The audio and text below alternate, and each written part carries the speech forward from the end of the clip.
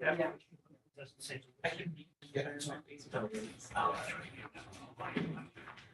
Okay, good morning. It's 8:30. We'll get going.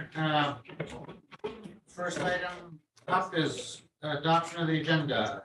I'm going to move to approve the agenda as presented with the addition of a discussion under the sheriff's agenda items concerning deleting the requirement for a high school diploma for jail clerks. Seconded. Moved and seconded. It's a cook. What I said, I'm sorry, I meant cooks, jail cooks. That's okay for a second. Yeah. Okay, any further discussion? All in favor? Aye. Aye. John, that's an aye. Yeah. So unanimous. Public comment. Anybody? Nobody here. Okay, we'll move on to approval of the minutes. I'm going to move to approve the July 18, 2023 Commissioners' Special Meeting as presented. Seconded. Moved and seconded. Any discussion, comments? All in favor? Aye. Aye. Hold on, aye. Yes. So unanimous. Regular business. And, ARPA, Mission Broadband Update and Report. Katie?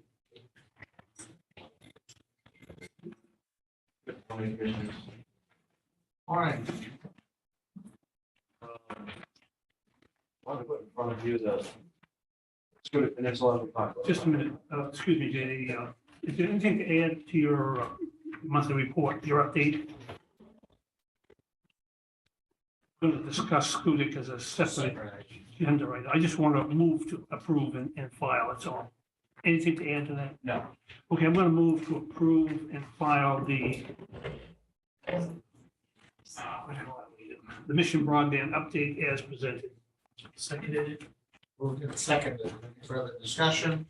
All in favor? Aye. Aye. Aye. So unanimous. Katie, sorry. That's okay. Yeah. All right, so, Scoot Peninsula is probably one of the last projects that was sitting out there. Because, they're still trying to figure out if they're gonna be ready for this grant round, but I wanted to get funding just as a. So, I'll call it an FYI. Finding out the grant round, the reason I say that the Maine Connectivity Authority grant round opens Monday, closes mid-September. So if they are going to get a project ready and apply for a grant, that'll come in the next. So we should know that. Yes, yeah, and we're talking to them on a weekly basis, it's, we've been contracted with MCA to work with them. So we just keep an eye on where it is, I know for this project, for the commission, this is ongoing, so. And you think that amount's going to be 350,000, huh, JD? Well, that was what I took was the original spreadsheet and took each ARPA amount, so. I don't understand. What? You did what? I took the tracking spreadsheet that we have, to show allocations for each town. Kind of as a guideline so far. So we grab those and put what a harbor rules for all Together. together. I see. That's what that figured up to be. What? So they're not going to come to us with an amount? We will, yeah, so we'll represent, like, probably a little higher more, right, just like we had another one before. Show, here's, the areas that are gonna be kind of unserved, because we haven't matched our rules. Here are, the cost of that, here's who the partner is, or what they want to do with it. And then here's gonna be what the towns are putting in, here's what they're asking for commissions, here's what they're asking for grant. Majority of it. Fairly large grant. That's $50,000. So this would be a match to that grant. That's right. So we don't really know what that is till we know what the grant is. Well, yeah, until they put Other the than package this- together. right? yeah. Yeah, so this was an estimate. So that still must be somewhat of a lengthy process though, huh? Well, yeah, so they still have some work they need to get done in order to apply for the grant this round. And if they don't apply for the grant this round, then we don't, this comes off the table. Yeah, well, Spy, yeah. So which towns were you, is it specifically Winter Harbor and Those Gouldsboro? were, yeah, okay, probably scoop and it's like project.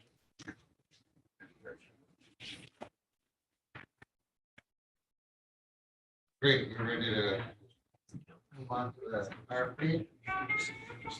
Any other questions? Yeah, so we had put in front of you to try to solve the zoning goals, I guess. Red dots, the red dot map. You know, the idea of putting together a countywide RFP, and can we put that out there, we'll get responses, how will that look? So we had a conversation last month, I believe it was, and you know, the allocated money that was left, we decided, okay, if we do this, here's how much of that, our money that will take for this project, as again, the matching grant at the end of the day, with MCA. So, and then our cost to do that work. And that, just time frame wise, so I talked about a grant round opening now, that's not what this is for. There'll be another grant round, probably is going to be this year from now. Because there's a federal process that's going on to get this $200 million that's coming to the state of Maine. And that's a lot of check boxes that have to happen, and that's what's happening this year. And then we'll put out some grant rounds, probably a little year from now, yes. So this work is to get ready for that. Who's available, who wants to serve these areas, expand the network, building the network, all the different things, expand.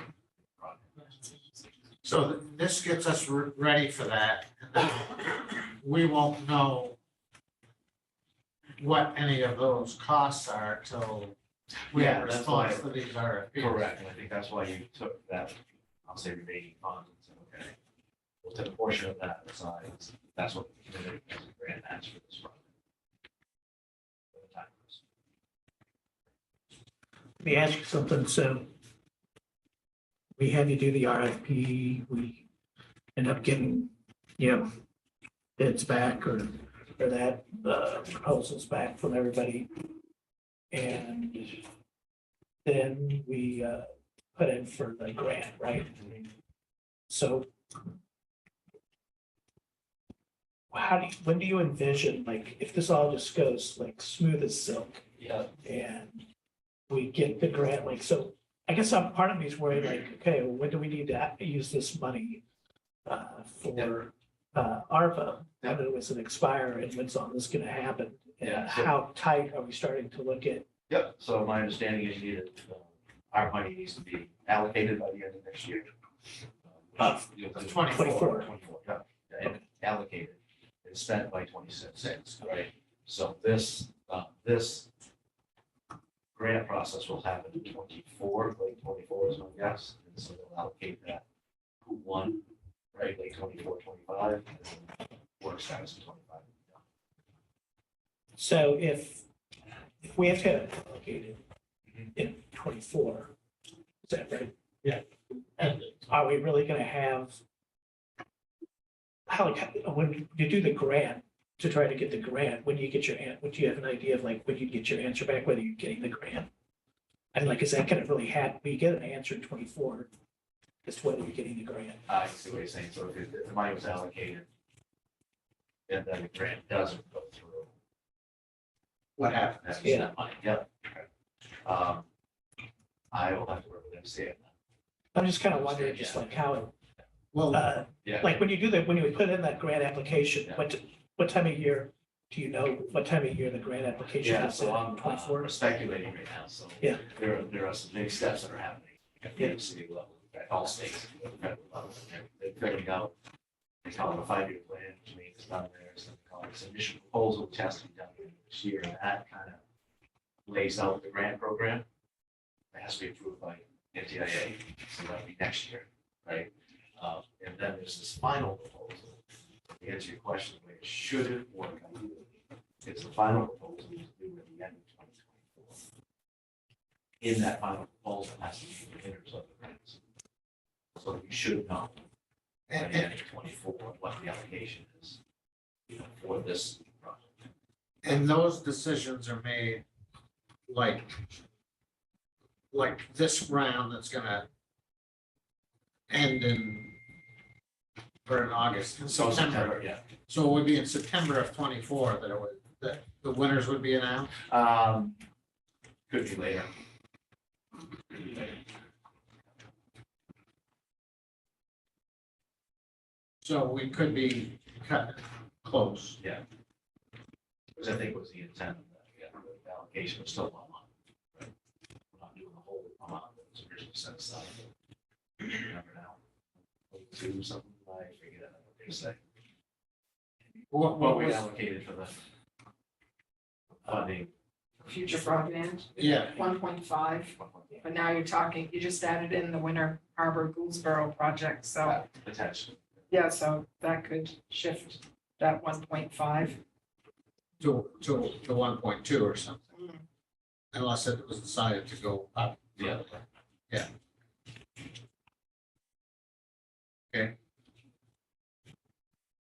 Yeah, so that was the intent of the allocation. I see what you're saying now. It's great, it was allocated, but then truly, if the grant doesn't come through, then I'll have that allocation. So the question today is that do you want Mission Broadband to go ahead and publish that RFP for the, That's what's before us, yeah. and I'm going to make a motion to approve Mission Broadband publishing the countywide broadband RFP as presented. Seconded. For this, about for the sum of 38,500. I don't think, well, that's going to be his fee. I don't think we know that for sure until he gets done with this public cost. It's as presented. Okay, which is pretty. Okay. Everybody's clear what they're voting on? So it's been moved and seconded. Any further discussion, comments? You're all set? I'm all set. Okay. All in favor? Aye. Aye. So unanimous. And just, this won't happen quick. Right, so we'll. Yeah. We'll start working on this. I'll still give you some reports every every meeting. So, this is a long-term plan. Well, So, and at any point, right, so as we go through this process, if there's a hiccup and you want to pull it, we're okay with that. That's not- and from what I understand, they're talking about possibly extending some of that. Yes. They are. Some states are very late. Maine is in good shape.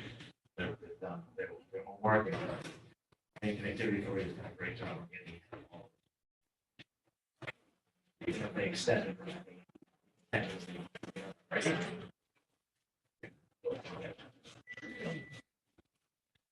Okay. Thank you. Thank you. Negotiating. Okay.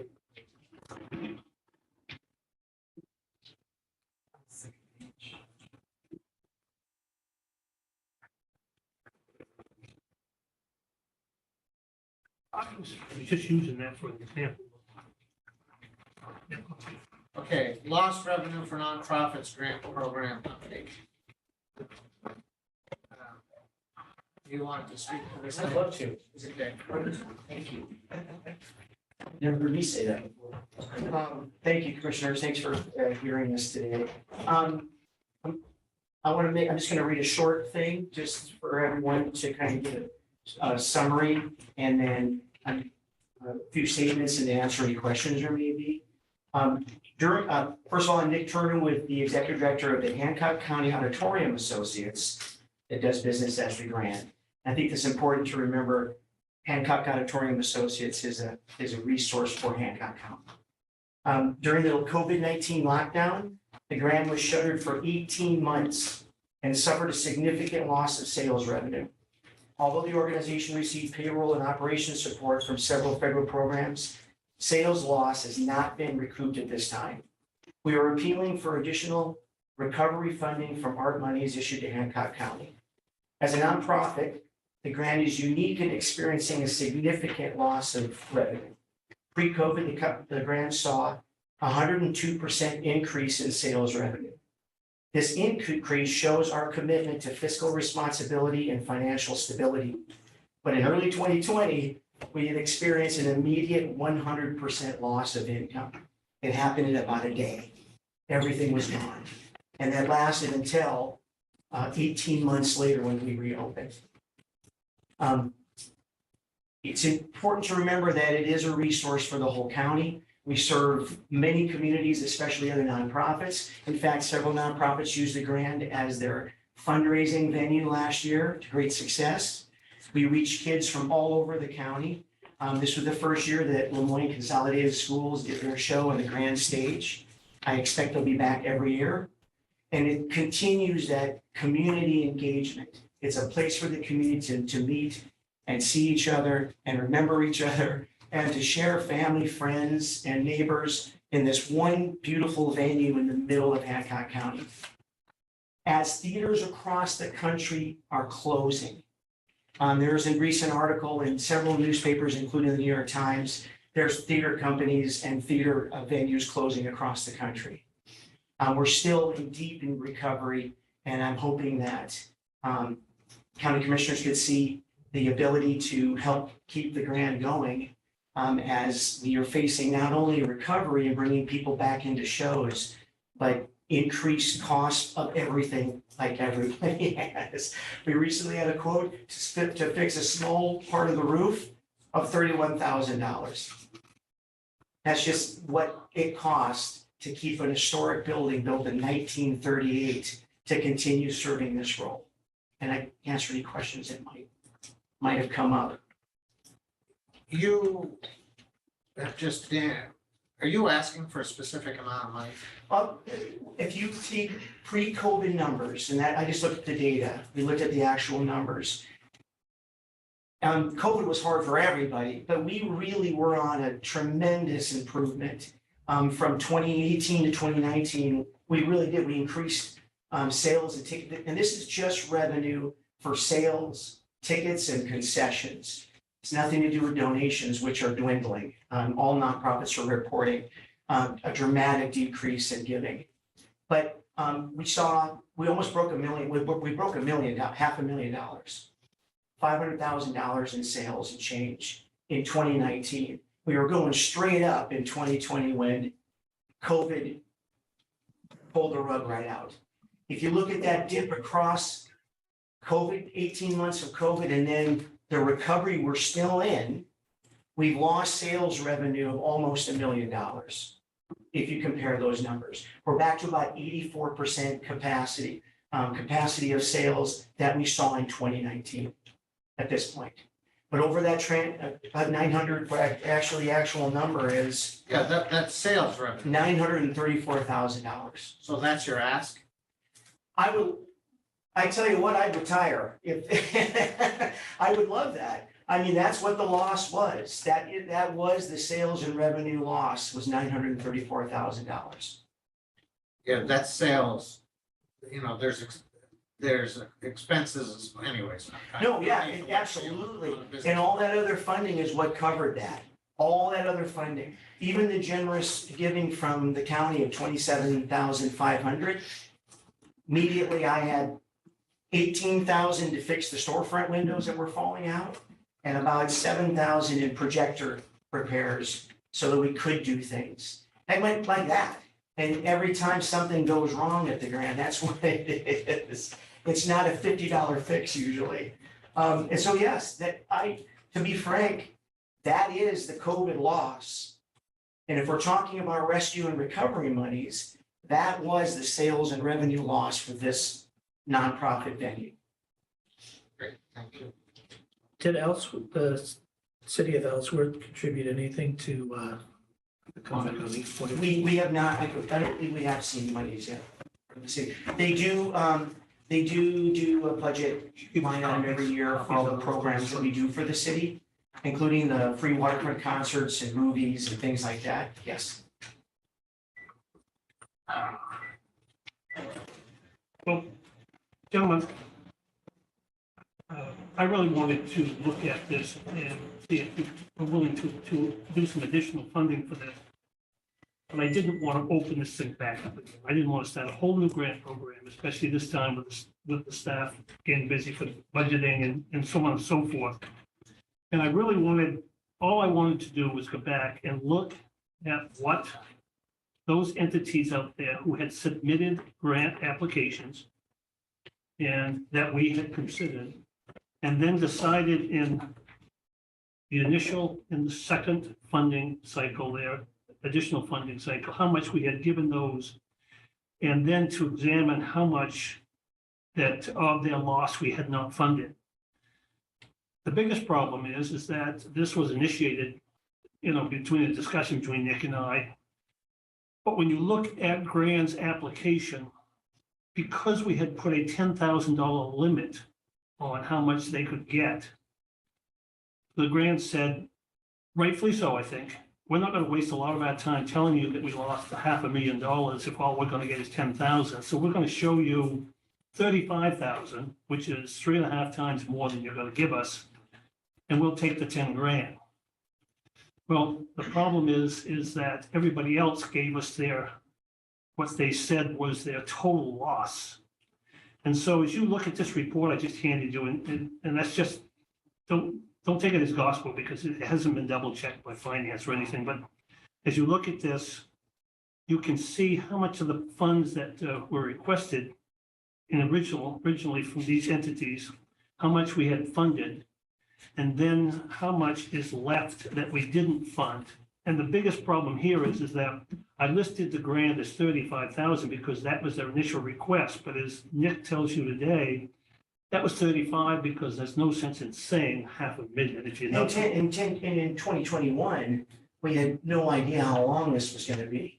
So again, the grant is unique in the fact that we were forced to shut our doors for 18 months. And that you were still losing revenue after the grant cycle that we put out. Oh, absolutely, Yeah, okay. absolutely. But how do we know that, Bill, you've described a scenario, how do we know that these others didn't do the same thing? And we don't. We don't. And that's my problem, I guess, is that When you they, say, sorry to interrupt Yeah, you, go when you ahead. say others, are you talking about other nonprofits that? Yes, that applied. And what I'm appealing you to do is you have to look at other venues, other nonprofit venues.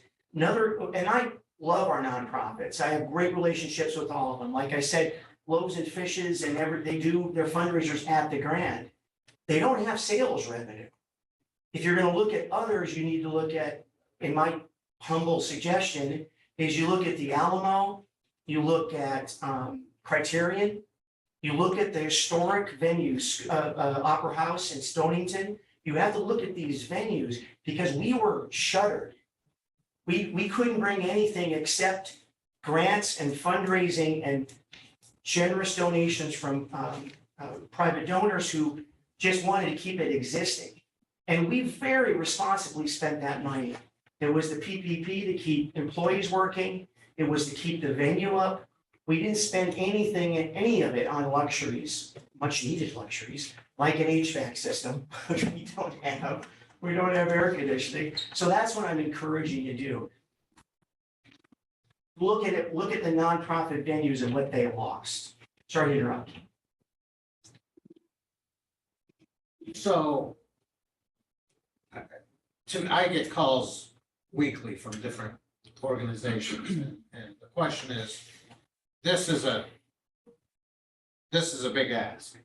And if we're gonna be entertaining this ask, we've got to come up with another program and make it, available to others. When you There's- say others, Paul, what do you mean though? When you Okay, say so others? you mentioned, Northeast Historic Film in Bucksport. Okay, Yeah, well, Alamo. we know that since they were closed for the same amount of time period, they didn't lose $14,000. So now, how am I gonna go back to Bucksport as a Bucksport resident, knows all the people that works there and be like, oh yeah, well, we just gave the grant, $600,000 and, well, sorry. I got the same thing. So that's Open the it up, problem. Not open it just- up to venues, open up to people that lost sales revenue. Loaves and Fishes, again, a wonderful nonprofit. They didn't lose any sales because they were closed they were forcibly closed. They may have lost donations, they may have said like, we have a donation decrease, this was the operations money, and you gave generously. But I'm sorry, again, in my humble opinion, you can't compare all nonprofits in one lump. We're not the same. Well, anyways, great, thank you. Okay. Bill, what, Oh, this I'm sort just of, looking at the ARPA funding you gave us this morning, Monica. Why haven't the nonprofit grants is 225,894, correct? Do you remember, John, how much we set aside for that? I don't know, I thought you did 300,000. yeah. 300? That's, I thought that's what that number was. So somewhere in the neighborhood of 74,000 left. No. But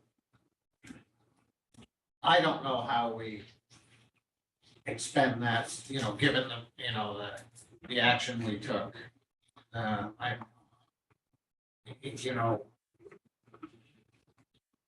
guess the question is, do we open this back up, given, some of the things that we've, I've been contacted about housing and the county's been contacted about housing.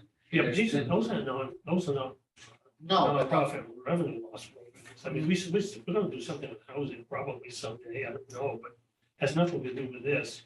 But it's another use of ARPA funds. I mean, Yeah, I know it, but this was that first program this is that first attempt at spending ARPA funds. And, had we done this today and delayed this for 2 years and whatnot, could we have done a better job? Would we have attracted more? Would we have spent more? Would we have given these people more money and so on? And I'm saying probably we would. I mean, we know today, we thought when we started 2 years ago that we'd eat up that 500,000 in broadband in 6 months. I think a few that said that, Yeah. And we didn't. So we're finding now that our assumptions were inaccurate and that there could be more money devoted to issues like this because we're not going to spend it for issues that we thought would eat up our funds. And again, this is the one entity out there and whatnot that was caused by COVID. Yes. Broadband wasn't caused by COVID, the shortage of broadband and whatnot, and yet we're spending $500,000 for that. And so if this is going to be COVID relief money, why aren't we devoting more than 225,000 towards people who lost revenue as a result of COVID? well, And at so, a minimum, I'm saying that at a minimum, we should at least exhaust the balance of that 300,000, which is around 74,000, without opening this up and dedicating it to the people who applied timely under the original plan. And this is only doing what we have already done before, and that's awarding awarding funding a third time, based upon what we have left for money and what they requested for funds. okay, so you're not saying, in the first part of your statement, it sounds like allocating more money towards it, you're advocating for opening another grant round. No, Okay, I'm so saying, that- this, I remember how much staff time this took Yeah, 2 years ago, and it's too much this time of year to expect our staff to have to deal with another whole grant funding. It's like- plus the expense of review and all that. It wasn't a lot of expense, as I recall. I mean, Kitty managed that part of it for us, but Yeah, so what you're advocating is, at a minimum, that we spend the 74,000, which is the balance of the 300,000 we had set aside 2 years ago. And we devise some kind of a way to distribute that to the entities that have already applied and didn't get fully funded. okay, so that number unfunded is $121,014, right? Yes, but that doesn't account for, and again, the grant, which said, we're not gonna claim, a couple 100,000, when knowing we're only getting 10,000 if, But we've already determined that there's 1 out of 1, 2, 3, 4, 5, 6, 7, 8, 9 set that has done that. I contend that they all did that. no, they didn't, because if you look at the applications they filed, they gave us articulate numbers on why they lost those amounts. So did in the grant. in the grant Yes. application At that time. process. Right. Graham was the only one, when you look at the applications, who openly said, you know, we lost a lot more. In fact, I think they gave us one production that they could have made 100,000 off and they didn't. Probably several hundred thousand. Yeah. And so what I'm saying is that the others appear to take their financials, sit down and say, we lost this, and this, and this is what we lost in this time period. And so that was complete. I'd like to see, Jim, what I'd like to see is I'd like to see the Grand given $25,000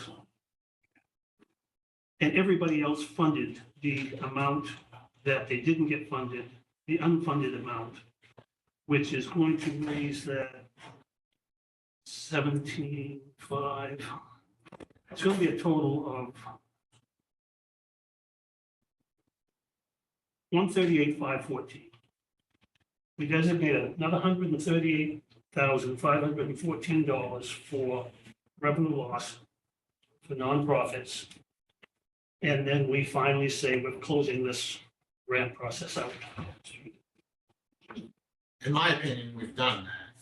But anyways, is that, are you suggesting a motion?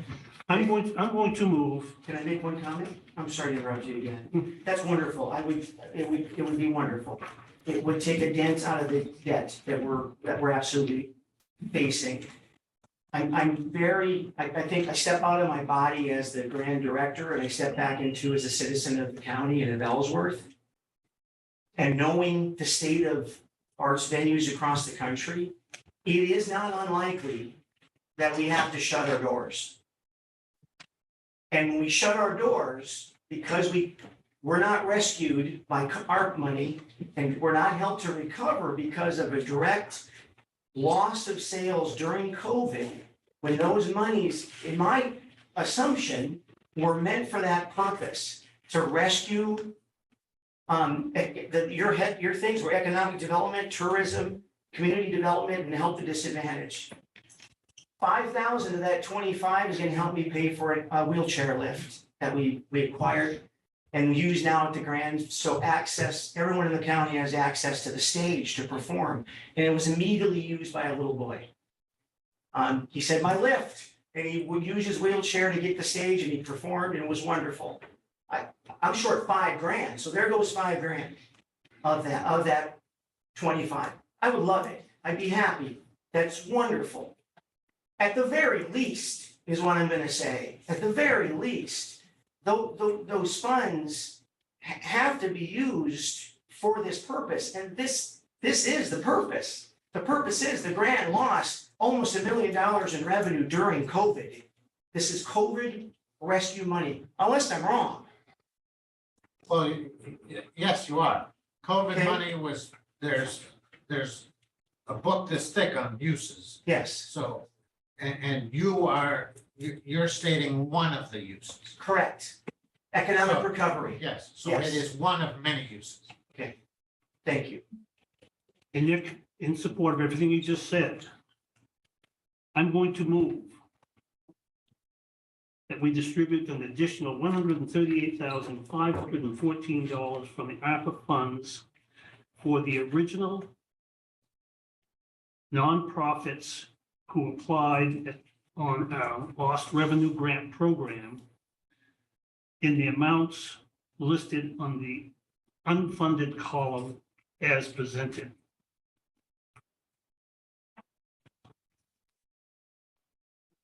So I'm not sure where, so as presented is Well, I mean- $21,014. Yeah, but I'm going to add 25, I'm going to change grant from 7,500 to 25,000. So I'm going to add 17,500 to the 121 to make the 138,514. That's in this report that I have, Okay, so that's the motion. that's the motion. Is there a second? So it dies for lack of a second. Any, My only comment on it is I don't mind at some point going back and doing the grant some kind of a process again that might be able to help out, but at least not to do it how we're about to do it, so I just think it should be a new process. And I feel the same way. And I understand Mr. Turner's points. They make perfect sense to me, but so there are many organizations that make the same point. I know of, Lost revenue. Yeah. Okay. is there anyone else willing to make a motion? We're ready to move on? Bill? It's up to you, Chairman. Ready to move on? Yeah. Okay, UT, doesn't look like we have. Michael. No report. No report, okay, That'll be the next meeting, so. okay.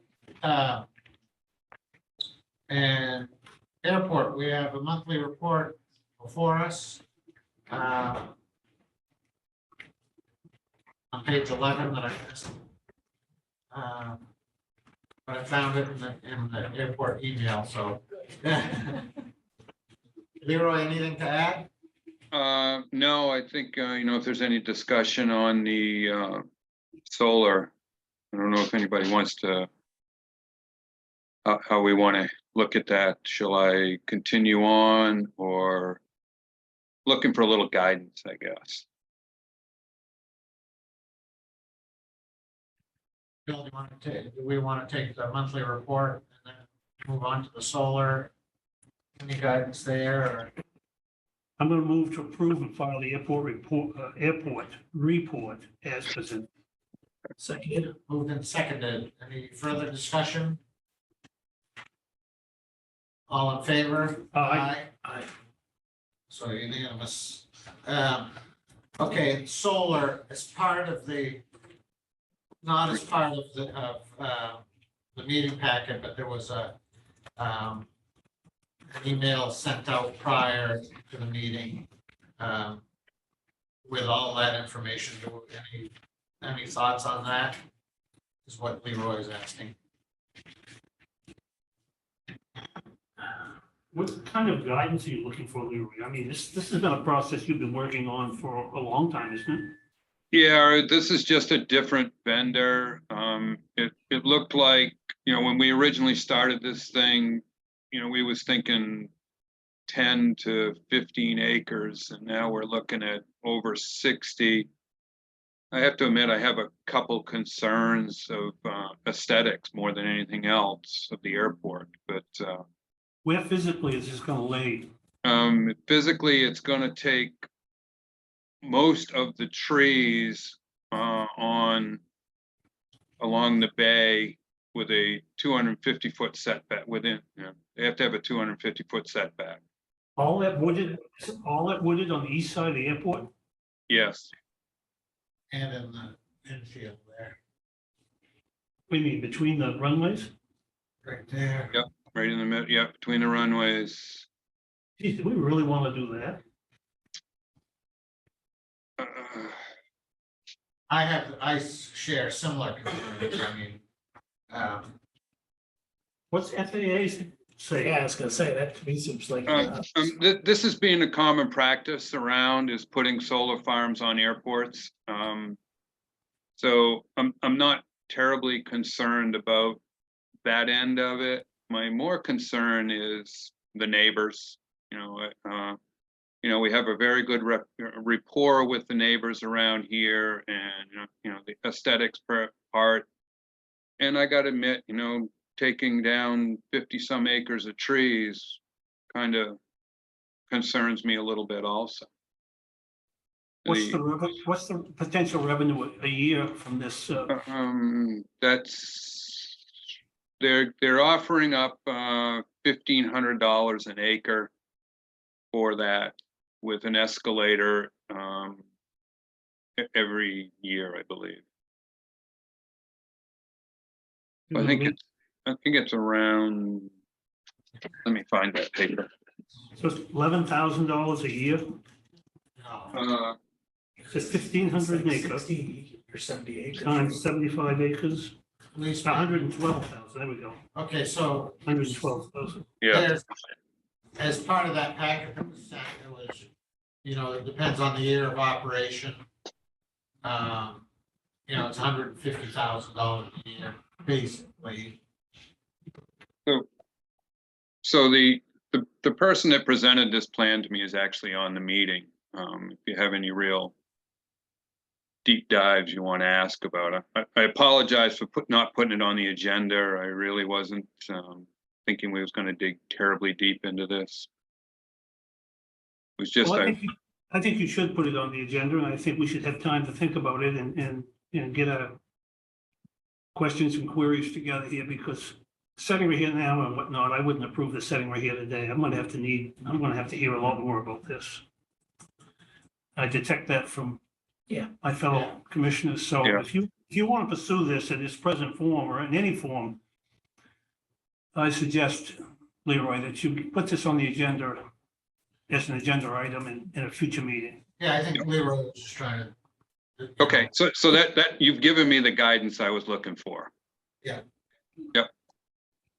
And I'll get with Mr. Knapp and we'll put something together and have him present, a small presentation. Yeah, and, keep in mind that, just about a year ago when this was first presented, or Right.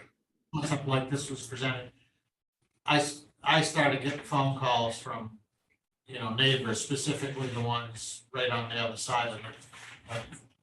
Where, it's down there, I call it the river.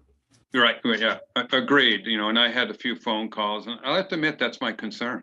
We have a good rapport with the neighbors, and, I don't want to ruin that in any way. So, Okay, Okay. we're ready to. Yep. Move on, okay, I'm good, thanks. thank you. Okay, EMA, we have a monthly report before us. I'm going to move to approve and file the EMA report as presented. Seconded? Moved and seconded, anything to add? Is Andy on? I don't. No, He had an appointment this morning, so I don't know if he's. maybe, Yeah, he's in, I let him in. Michael, maybe you know, the August 10th meeting, FEVA program administrators to visit the existing EOC facility at the courthouse. What's that mean? So there are a bunch of officials coming up here to actually look at different locations that potentially have been discussed and to talk with Andy about the project. He's supposed to reach out to you and the other members that were there at that original meeting with the state as well, just to kind of review and meet and greet and then drive them around. That's part of the. But what's that, when I look at the report, what's it mean to visit the existing EOC facility in the courthouse? Well, that's to show them what we have What here we right have now. now. So basically, I'm sure they don't have anything. well, Yeah. basically that's it, but I mean, the Well, discussion was, That makes sense. yeah, Okay. especially the multiple areas of storage and other stuff that he has, how everything's all spread out and all that. Yeah, leave it to FEMA, drive all the way up here to see nothing. But nevertheless. Okay, move the issue. Okay. No further comments, all in favor? Aye. Aye. So unanimous. Maintenance, we have the monthly report before us. I'm gonna move to approve and file the maintenance report as presented.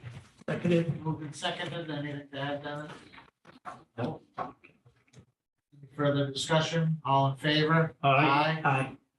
So unanimous.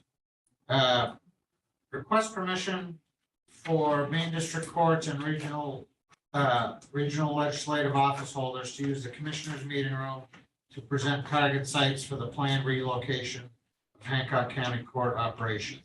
Mr. Chairman. This is another area where I just don't think this requires a high-level decision.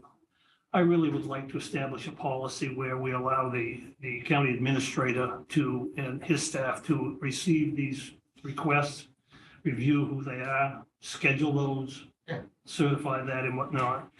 And so I'd like to, if I could, I'd like to move that we approve a policy allowing the county administrator to permit and schedule others' use of the commissioners' meeting room.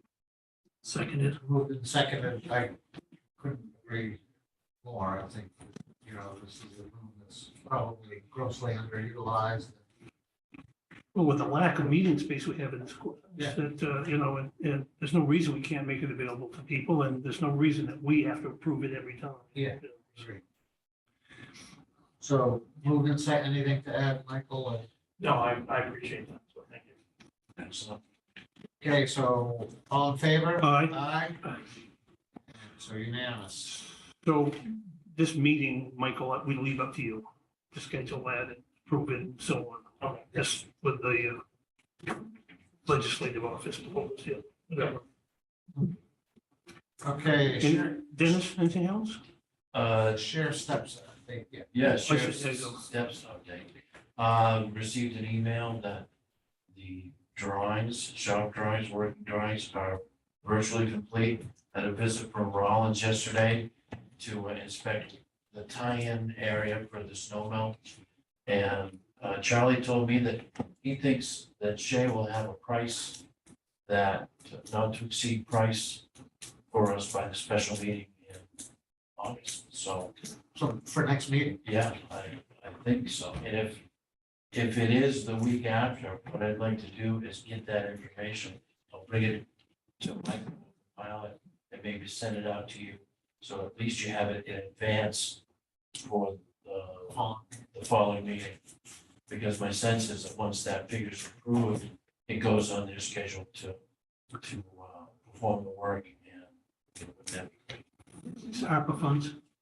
yes. It is, yeah, good, That's, yeah, Yeah, so very encouraging very good. at this point. Relative to that area, we have had some historical society work in the area, and On the they, building, yes, they've taken some samples the other day to pre-purchase their mortar, decide what the mortar mix is gonna be. And then I saw Carla, and she said, well, we really think we might need pipe staging. So they're gonna be coming to you with that as well, which is a whole different ball of wax, but we'll cross that bridge with you. because they originally talked about using Well, lead. let's just let's right which they could move. in and out of the way as needed. Yeah. But and the advantage of the pipe staging is they can put more men to work in that space. So as I get more of that information, I'll share it. At some point, I'm sure they're gonna want to make a plea for that type of use. I told them that at this time. No, not, if you're gonna block that driveway. the Commission, sheriff, Mike, and so we'll have to weigh in on it, so. That's where we are with that. But our step shop, If they move the barricades out into the parking lot enough to accommodate staging, they don't have to move those couple feet with me. yeah, and in fact, what they do is remove the barricades completely. And the staging occupy the space that they occupy. So it's not like the staging would be on the outside of the barricade. No, We'd lose no, it. it would only really affect the exit side is the space that really might present a problem. My personal feeling is, Dennis, look at it, be as accommodating as you can without, you know, putting us out on the street. Right. And, yeah, we'll schedule that meeting, which is also for August 10th. It's gonna be a busy little room here that day. And that concern I have is for your personal effects around. We just want to eliminate those around in this room. So if your part of this would be to put your papers and so forth away that need to stay private and so forth. That's, well, aside from that, there's no concern. And I think we're all in agreement that it is a nice space. And it's very handy to have. Sure. Pretty good. Great, Thank you. thank you. Okay, RCC, I'm gonna move to approve and file the RCC report as presented. Move, do we have a second? Second, anything to add? Well, and fire danger was down. Great. Any further discussion? All in favor? Aye. Aye. So unanimous. Addition of Winter Harbor Fire Department to the county IM responding contract. I'm gonna move to approve adding the Winter Harbor Fire Department to the county's I am responding contract. Seconded. Moved and seconded, and as, I'm assuming that date is to correspond with the other date, and that was paid for out of ARPA fund. Yes, it would be for ARPA. What they've done is since they kind of split up, they're on their trial period right now. Their trial period ends. So they would be brought on that contract to finish up the 5 year. They were covered when they were one unit, Correct. and Now now, they've separated. Yeah. Should I add ARPA to the Yes. motion? yes, Okay, so the motion is gonna be to approve adding the Winter Harbor Fire Department to the county's I am responding contract and the prorated $1,046.09 to be paid from ARPA funds. seconded. Okay, and that date lines up with what we've done with everybody else. That's the reason it was prorated. Correct. That's prorated from the time that our contract started. When they need to start paying for their subscriptions. So what they've done is they've reached out to I'm responding. They're on the 60-day trial period, which expires on that date. So it'll be from that date forward. If that makes sense. I think we're talking about the same thing. Yeah, now, one of my questions, it's a little bit off topic, but it's on this. As I read the ARPA stuff, we need to have that allocated by 24 and expended by 26. So we may be able to get one more contract out of Yeah, we ARPA did talk about that originally. Yes, we did. if everything was going all And right. I think they would work with us if we said, hey, we need to do this a year early to get, make sure that, if it actually did fall outside of the period that we could utilize those funds, they would work with us to make that. That's exactly my point. They've been very accommodating. This is a pretty good contract. So, Yeah, well, and I think it's premature to do it now. oh, absolutely. Because, there may be something out there better than this when the time comes, but I think, by the end of next year, we should have that conversation. I do too. Okay, We haven't voted on it yet. no, we haven't voted. John did You second. did second. Yes. Okay. So moved and seconded. Any further discussion? All in favor? Aye. Aye. Aye. So unanimous. Actually, the noise you heard on my phone, that was actually a fire tone to my apartment. Uh, So it works great. Double whammy, huh? Oh, wait. Okay, sheriff request approval to promote Anthony Jones of Ellsworth from part-time to full-time patrol deputy effective August 5th with full benefit. So moved. Seconded. Moved and seconded. Anything to add, Sheriff?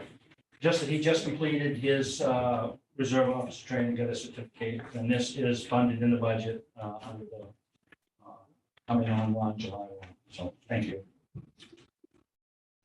Ready to vote? All in favor? Aye. Aye. Aye. So unanimous. Discussion proposed resource coordination agreement between Maine State Police and Hancock County Sheriff's Office. Sheriff. I really don't have anything to add other than the brief pieces that I shared with you the last meeting.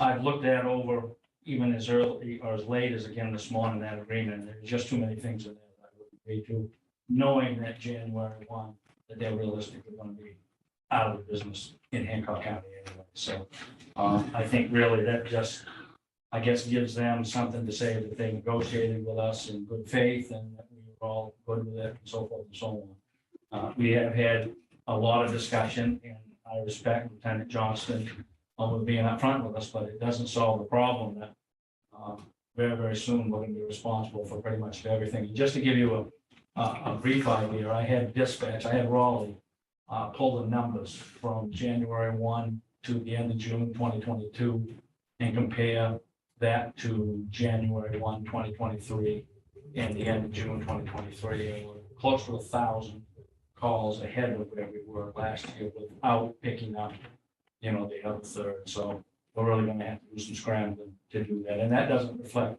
on the added burden of detectives and those types of things, and the increasing calls from communities for details for speed enforcement. Eastbrook recently just contacted me. I had a gentleman who was walking out the door yesterday that flagged me down.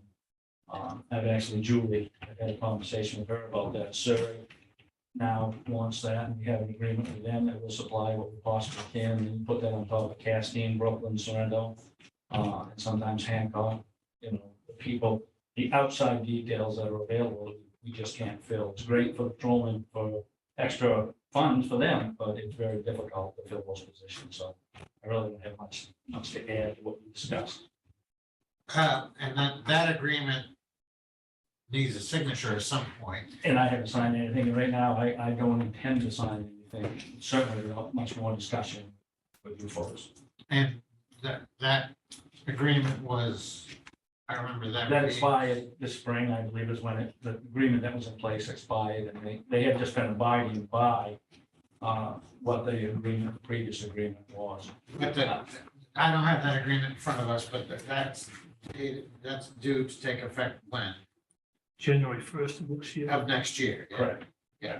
I have had several conversations with Sheriff Morton, and he has suggested that Somerset County, Penobscot County, Hancock County, Washington County, and Aroostook County get together and sit down and say, look, these are the funds that we have. Penobscot County is going to get some funds from the legislature.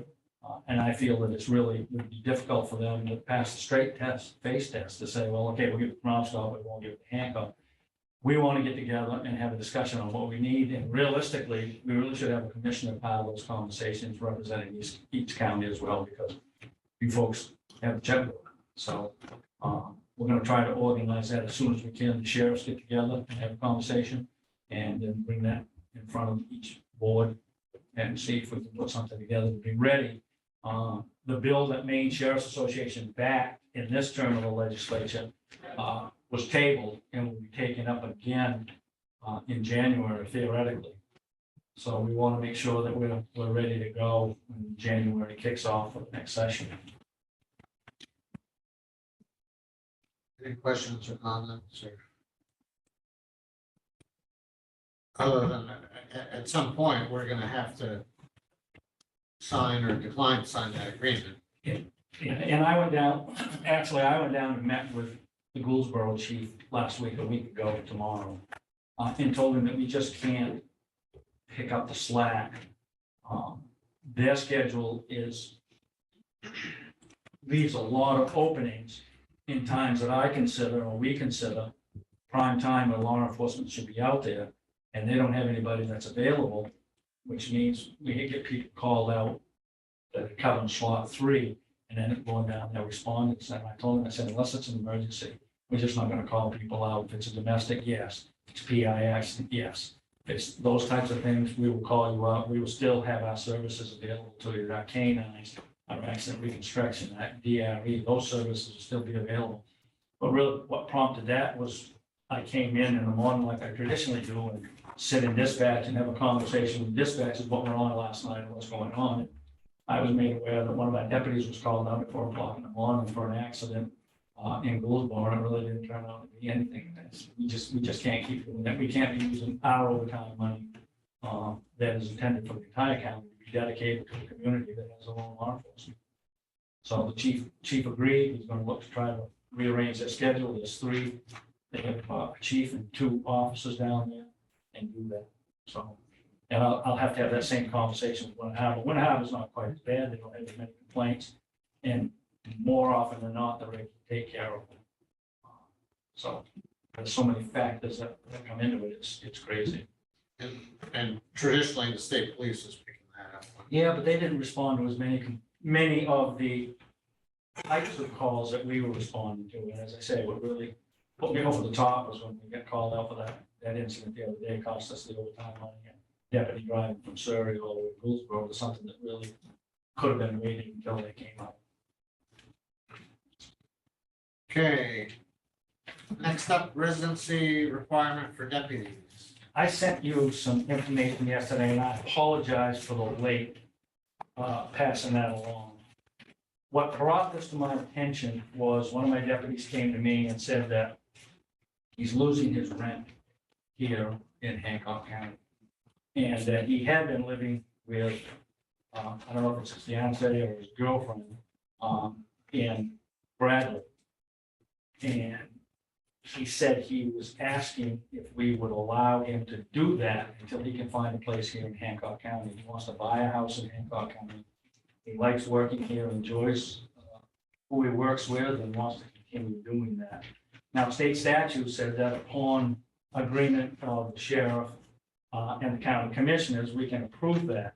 What I'm asking is that maybe the commissioners would give me permission to sit down with Michael and say, can we put together some kind of a policy that says X amount of miles or whatever it is? And I sent you what some of the counties have sent to us, what they are currently doing.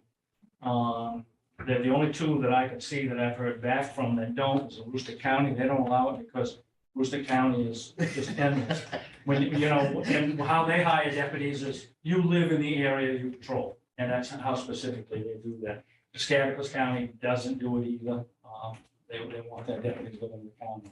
I also spoke with a couple of my other deputies who said that this may open up a pool of resources for us, for people that may want to come down here and work if they can live just a short distance over the line or whatever. So what I'm asking is really, would you support this idea and the opportunity? I haven't talked to Michael yet. I don't want to dump any more on his lap, but we sit down and I would put something together and bring it to Michael and we look at it and bring it back to you folks. But in the meantime, would you give me permission to have this deputy live? He's 11 and a half miles over the line. He said 15 minutes over the line. And so that we don't lose it, plain and simple. Yeah, to me, this is no brainer, and I know in Bar Harbor, they had to do something similar. And I think, you know, probably that's not unique to law enforcement, probably other towns are having to do the same thing. And to me, a policy makes sense, especially given Hancock County, we are very close proximity to Penobscot County and Washington County and Waldo. So I support both of those things. Well, I can tell you Ellsworth has several officers who have cruisers assigned to them that live outside the city. And I've heard several citizens who complained about that.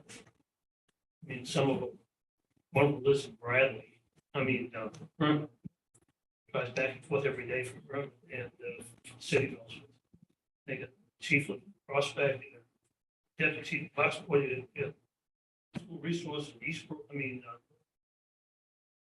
this thing gets out of hand, you'll have half your crew in Hancock County, the other half spread out all over the world. And, the other problem that always exists that when you have a marked unit with a uniformed officer inside, outside his jurisdiction, and he comes across an incident where somebody thinks that he should be taking action, some kind of police action, but he doesn't have the authority to do that, that opens up a whole can of worms that wouldn't have occurred had we not had this officer driving outside the county to go home and back every day. So if he wants to put together a policy and bring it back to us, I think that's the time to have a discussion on what kind of an ongoing policy we have. I don't have a problem with it. Deputy in Bradley for a limited amount of time. We need to discuss what the policy is going to be otherwise. Yeah, well, that's the specifics of the policy. In other words. Right. Yeah. I think that's exactly what I'm asking. Yeah. And I do understand, and we would write that in the policy, you know, unless it's an officer that's getting assaulted or those types of things, you know, you just don't take law enforcement action outside of the county. But thank you for, I'm gonna take that as a move ahead and talk with Michael about that. So you need to take a vote on that. We don't need to vote on, we don't think we need to vote on him coming back with a policy. I think that's what you want to vote on, the officer living in Bradley. Yeah, I think I reading the statute, I think we need to take specific. What's the deputy's name? Kyle Kramer. Okay, so motion to approve deputy. Is it Kyle? It's Kyle, K-Y-L-E Kramer, K-R-A-M-E-R. K.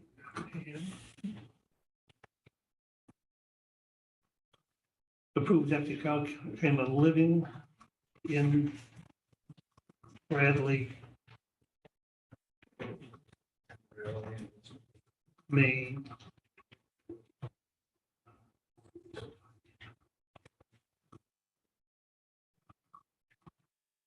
Temporarily.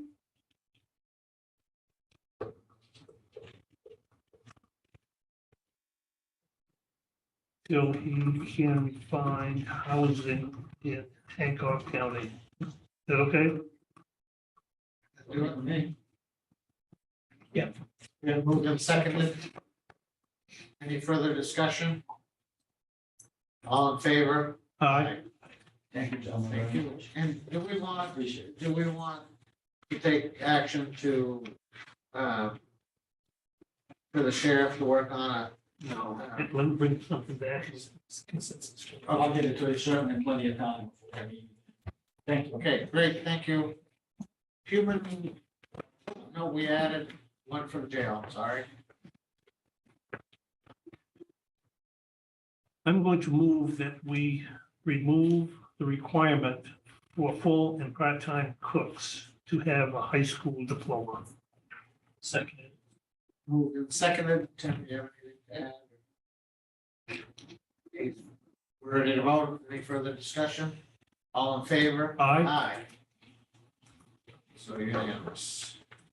Human Resources Monthly Report. I'm going to move to approve and file a human resource report as presented. Seconded. Moved and seconded. Anything to add? No. All in favor? Aye. Unanimous. Financial reports. On the agenda, we don't have anything in here, so. Treasurer, approve monthly bills and warrants. To approve and file the monthly bills and warrants as presented. Seconded. Moved and seconded. Any further discussion? All in favor? Aye. So unanimous. Commissioners, annual county administrator review evaluation format form. Part of the packet, there's a form there just with some deadlines and some dates. Pretty self-explanatory in the memo. Anything to add or concerns or Bill, are you? No. Okay, so I'm going to move to approve the evaluation format and form for the county administrator as presented. moved and seconded. Michael, anything to add or? No. Okay. So all in favor? Aye. Aye. Any, so unanimous. Law enforcement agreement 2023 through 2025. I'm going to move to approve the collective bargaining agreement for the sheriff's office law enforcement staff for the 3-year period from 2023 to 2025. Seconded. Moved and seconded. Michael, anything to add or? So I'll just note that I not met, but had phone calls with Joe Tony this morning, just to review some of the final changes. Part of the discussion obviously involved that retirement health insurance language, which I gave you a sample of, but basically their concern was that going to the 2C now somehow would limit the employees who can retire after 25 years and don't need the age restriction. So we tried to incorporate language in and explain under 2C and the regular AC what those age requirements would be and then how that would fall within those there. So we made those changes. The only other thing I'll mention as well is there was a request or suggestion that the 48 hours notice be incorporated into the vacation section of the agreement as well. And the union's position was, well, that's different, matter, that's vacation.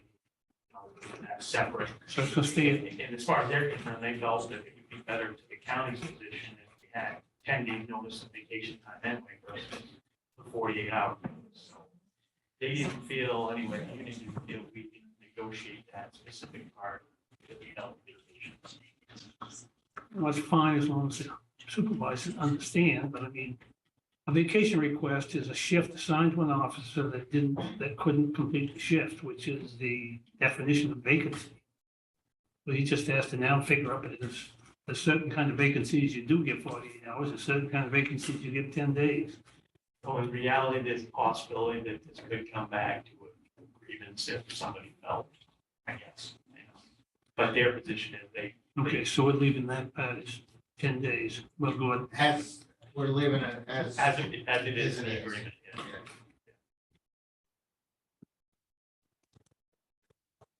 He did indicate, you know, he'd be available after 11, and, you know, you guys could call him after 11, but I don't. That's not what's, No, let's get the thing there's no signed. reason to do that. That wasn't negotiated. There's, Well, there is a good reason. I mean, one of the things that we fail apparently to consider is the workload on the supervisors downstairs when we make decisions like this. It just adds a quirk. I mean, it became apparent to us, not too long ago, that they didn't realize that only half of the period had to be posted. Only the first half, they were posting for the full period. It's just, we've got so many quirks in there that, it just makes it difficult for the supervisor to administrate it. Just another one, but again, we're at a point now, let's get this thing signed, sealed, delivered. so it's been moved and seconded. Michael, you're all set? Yeah. We're ready to vote? All in favor? Aye. Aye. So unanimous.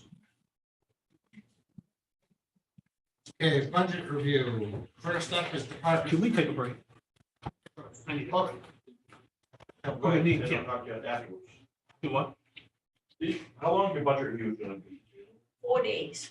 Because these ladies waiting to speak, then how long is it gonna be for? Speak about what, Tim? I'm not. Future agenda, Pardon? an item for a future agenda. A suggestion for a future agenda item. Okay, so Okay, what you should do is meet with our county administrator who puts that budget and that agenda together. And I'll leave it up to you to decide when you want to meet. We're gonna take a break right now. Well, are you, so you were, So I think they originally wanted to have a public comment, but they got you just, right after you guys had finished that portion of the agenda. If I'm correct, is that, so now I guess that's, because I believe you were wanting to talk about artistic funding. within the Cultural culture. infrastructure. Yeah, so I guess the question is, do we want to? That's not something on the agenda No.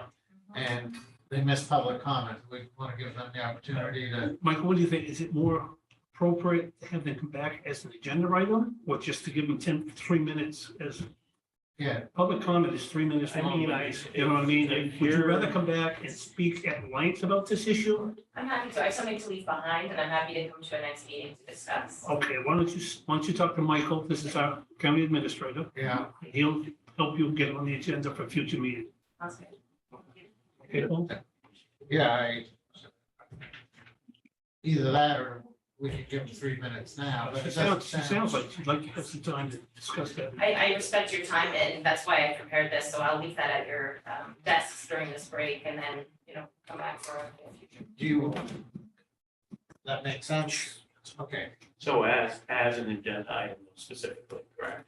well, that's what, Or that's what do you we want don't know them if to- it's a. Why don't you? We're gonna take a break. Why don't you figure that out, Michael, and tell us what we should do? when we get done. Yeah. Give me 3 minutes.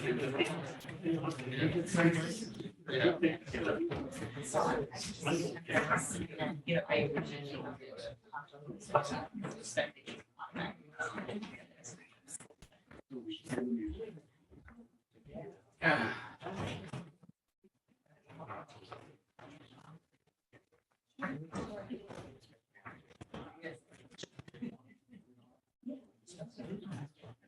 Yeah. So just leave it. How come, yeah. I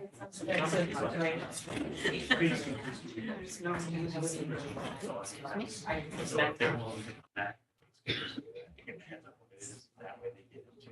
Nice. I can. Right. Yeah, no, I appreciate it.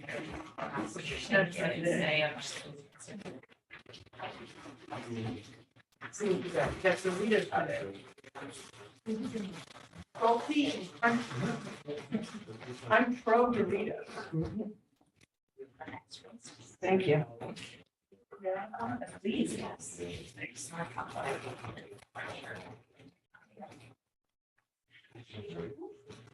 So this is a new,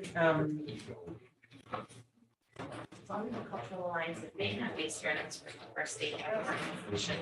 And, you know, essentially, I'm along the lines of the grant, it's bigger than that, shut. oh no, I, Yeah, oh, yeah. But there's a price. Opportunity. Works fine for anybody. It's not about one organization, it's really. I don't talk, you know, negative about this. well, no, it has to do with it actually, where they invested in. I think that work. So did I. I'm making this work because like the children's museum, I was too young for it. So that museum is, it's smart or something, it changes. Right, and then, well, they. They're pretty nice. Do, they show, the waterfront concerts certainly. shifted that. And now there's real infrastructure there. Right, it's, you know, They're bringing in other things too, so some people. Yes, yes. Some people, like it, some people. So fair enough, right, because I went through everything. Parts are, you know, in a place, there's the same thing. But I think, you know, I love the discussion about it's the same thing, our acknowledge that this building operates best. Our community operates best. Really, when I was Right, in, it's.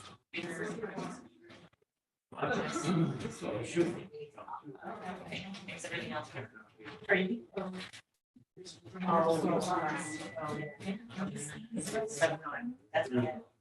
That's good. It was just for me. Right, Yeah, yeah, and yeah. but you the last name. Yeah, yeah, right. And I was right. like.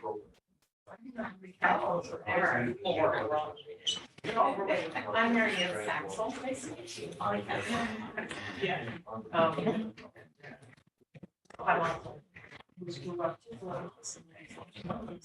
Your. Or at least. At the same time, were they on the council together? You guys like right around that time. No. Well, no. Well, she might have been here.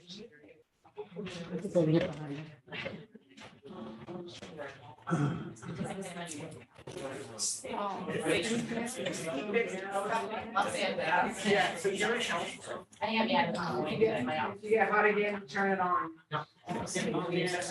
No, you did. So many congressman is then actually Joe. Oh, that's right, the big, what do they call it? Yeah, Mark Chase Smith's building. No, it's like where yoga is, studio is. Oh, I know what you mean. That little. Yeah. The print shop. Yeah. No, it's okay. It's okay. I'm terrible with street. That's okay, that's okay. Anyway. Oh, sure. No, I mean, I'm even vicious of my power is very, I do, you know, just figured out. I'm training in high school.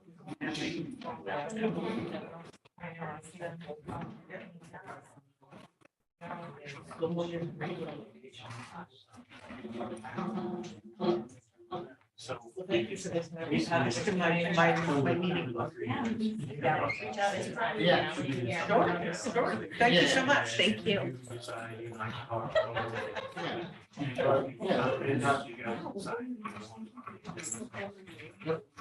Yeah, that's what I. So the recording is still going anytime you want. I wasn't sure that. Okay. Right? So you missed the public comment period. We'll give you a little time now. I appreciate that. I'm gonna really keep it very brief. My suggestion, and it, kind of dovetails with what Nick was saying, but it's bigger than that. We need to think about cultural infrastructure in the county, and that a lot of these organizations are really at a crisis point. I would argue that one of the most effective uses of our ARPA funds, or part of them, obviously, is to really think about the bricks and mortar of our cultural infrastructure. Not just the Grand, not just the Alamo, but really thinking about what we as a county can do to ensure that we have these critical pieces for the future. And let these people think about their annual operations and the work that they're supposed to be doing, because there's a huge scramble right now to just take care of the physical spaces that are needed in our community just to make things run. I mean, I love seeing the conversation about the importance of this room to this operation, the county, right? It's kind of the same thing for us in the community. If the Grand can't continue to operate, if the Alamo can't, that is an enormous loss to the way that our county functions. So I would respectfully ask for the opportunity to really discuss this in some format. And I appreciate the opportunity to talk with the administrator about this a bit more. But it's workforce development, it's economic development, it's everything that we are looking at in the big picture here. So cultural, you're the We director. don't respond Yeah. to public statements. No, I'm not responding. I'm asking a question. Sure. Cultural Alliance of Maine. That's right. What is, We're a new organization that's devoted to really thinking about the cultural sector in Maine, our libraries, historical societies, art organizations, historical preservation work, and just really think about that coherent picture and how it helps bring Maine forward. So we deal with advocacy, learning, networking, those kinds of things, just to bring us all together so that we are thinking as a full, community about this. and you're funded by whom? We're funded by foundations. Okay. Okay, great. I didn't know if you were funded through the state budget or. No, not at all, completely independent. I appreciate this time and I look forward to speaking with the administrator. Thank Great. you. Thank you. Okay, budget review, Department 3, EMA.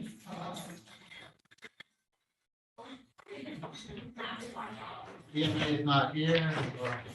So why don't we skip ahead to the other two? He did have an appointment. Okay, that's what I was gonna suggest. I'm gonna try to get here. Okay, so let's skip ahead to Department 9, D.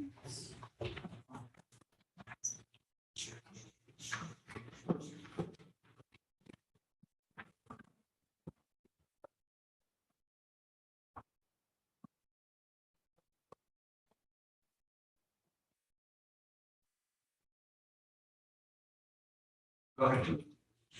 What do you want to do first? Revenues. Revenues.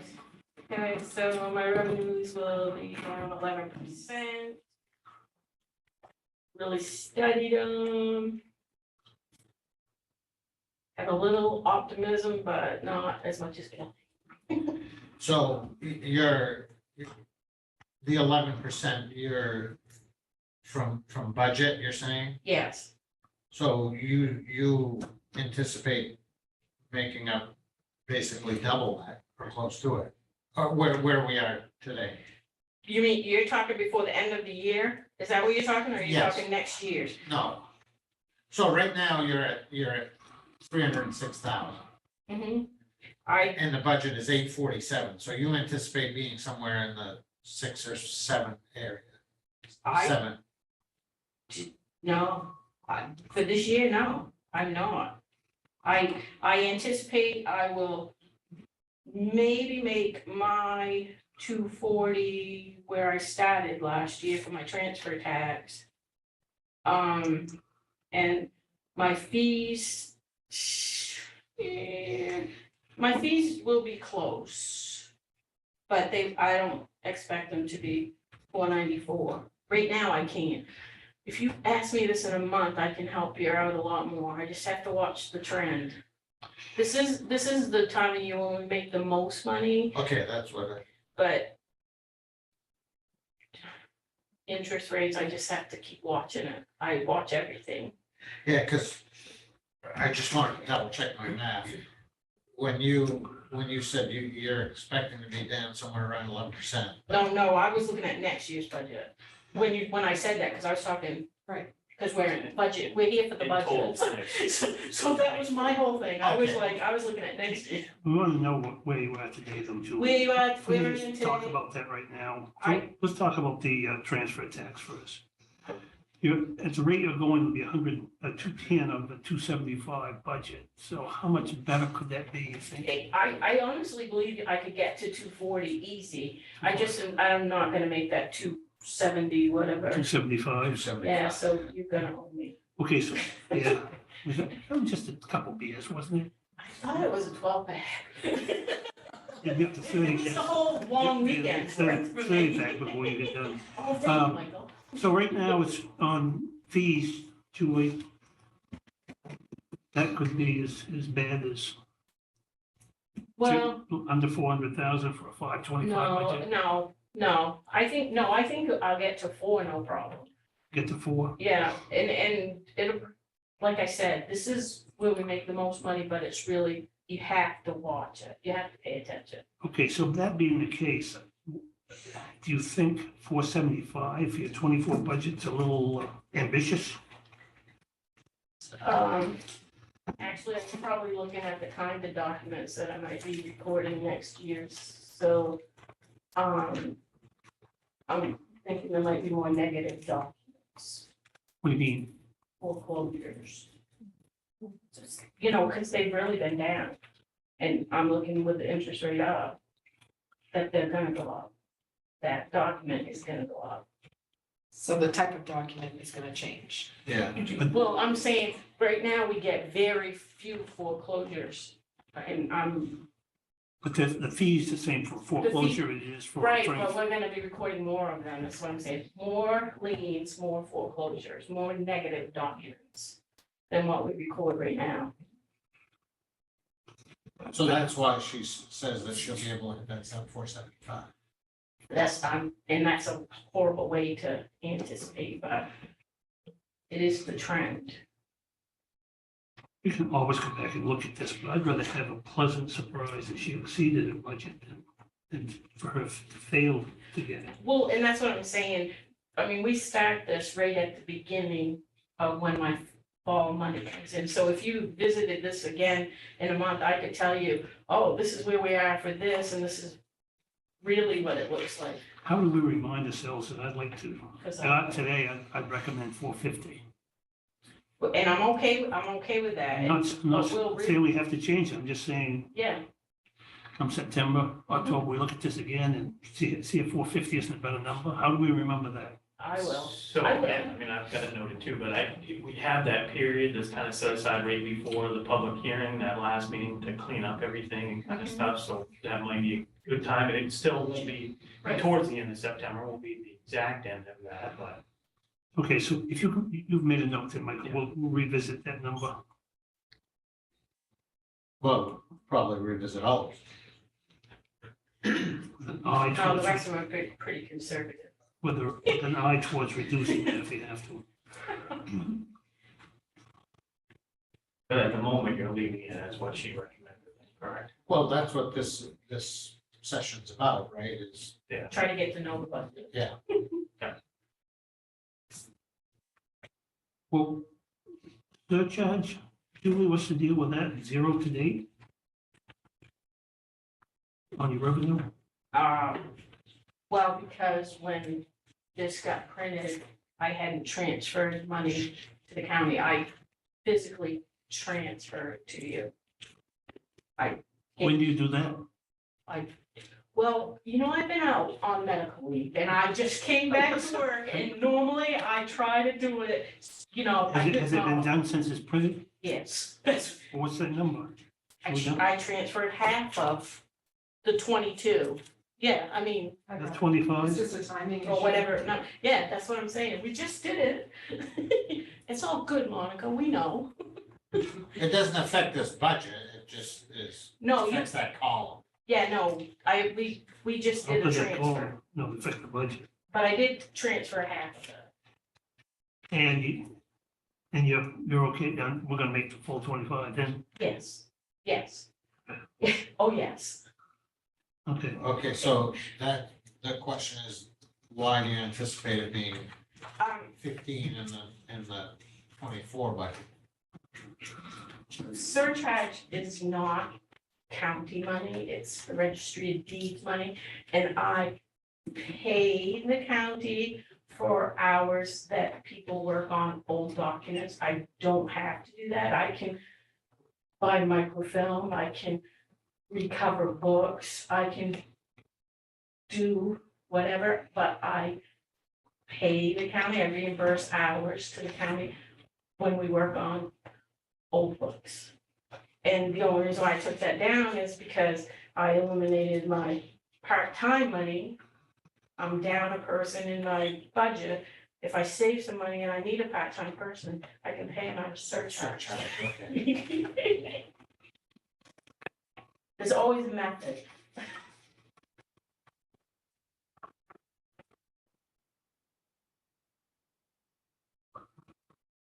Ready to move on to expenditures? before we go any further, gentlemen.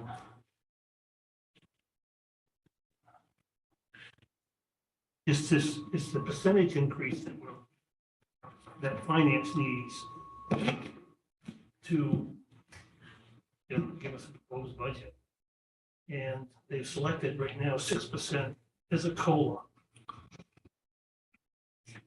And my problem is that there's no good number, never is at this time of year for us to select a number, it's never a good number. But if you get it high, it's a son of a gun to reduce, late in the season, because it's almost like it gets cast in stone.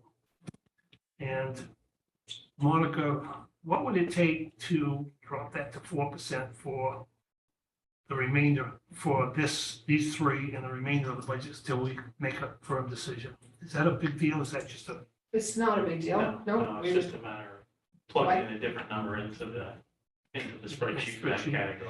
I mean, we may have to adjust in a couple places. But one thing I will say though, just as a note, we do have some contracts, obviously, like the one we just did, where, that's basically where I picked 6% because we hadn't had the conversation yet. It's basically based on the one that you just signed and agreed to.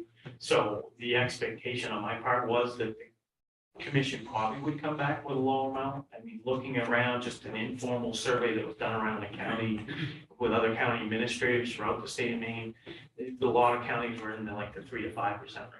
So, Well, I'd like to suggest we move that to 4 right now, and we talk 4 for the rest of the season until we make a firm decision on what that's going to be.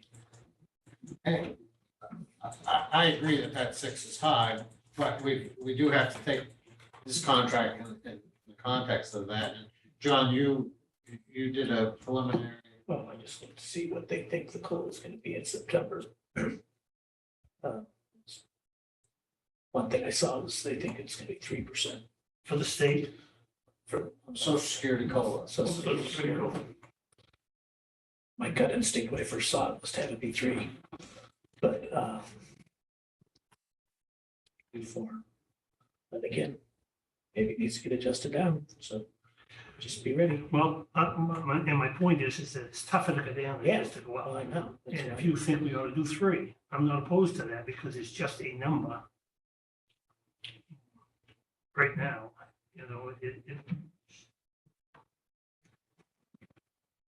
Well, I think basing it off Social Security COLA or anticipated Social Security COLA is a good place to start. But given what we just did, I think that's probably low. and we have plenty of time, Paul, to make that adjustment when we see what the overall budget's gonna look like, in October. Everybody gets their hopes up on 6% come October, whatnot, we cut that to 3. That's a tougher pill to swallow, and tell them right now, we're gonna talk about 3 and see if there's a chance to increase that in October. That's up to you. No, I agree with you. It's just, where does that land? That's all I'm We fishing. don't need, I'm not saying we make any decision today, except we decide to keep a low number in there so that we can increase that if we want to. without having to put a big number in, then decreasing it in October. Start for 3. You're for 3? Yeah. So am I. So 3%. Okay, we'll have to go back and, Yeah. and redo these sheets and we'll use that 3 as a guide going forward. And that's all it is. It just helps you get to a number. You're saying 3.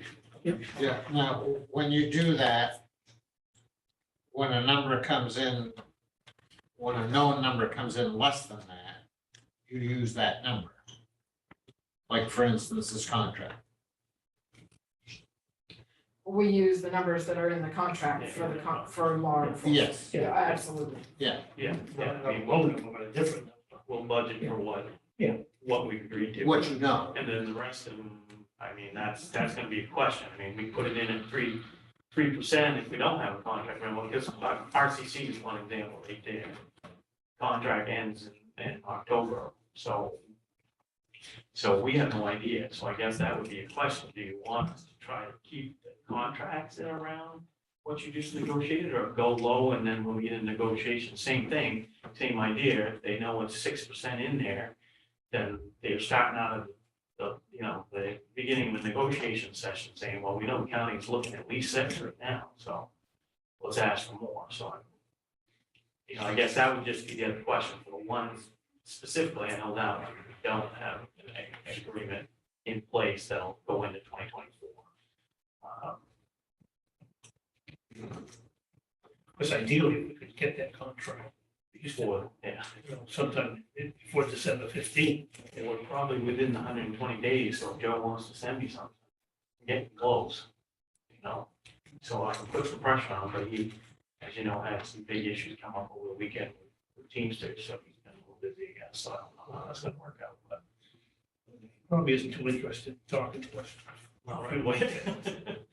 I didn't get a feel, he was too sad when I got done talking. Mutual.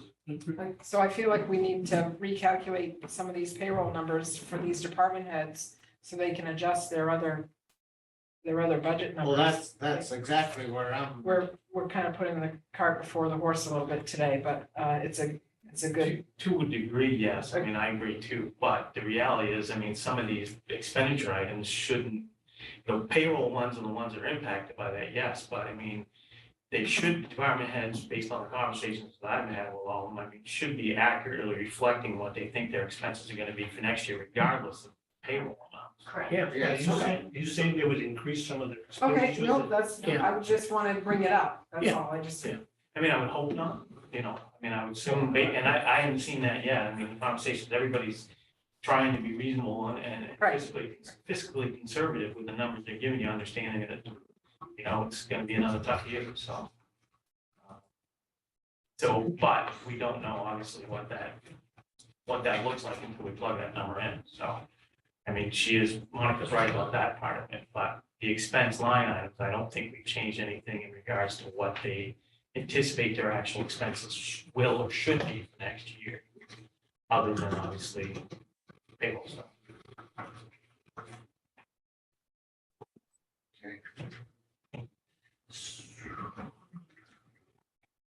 So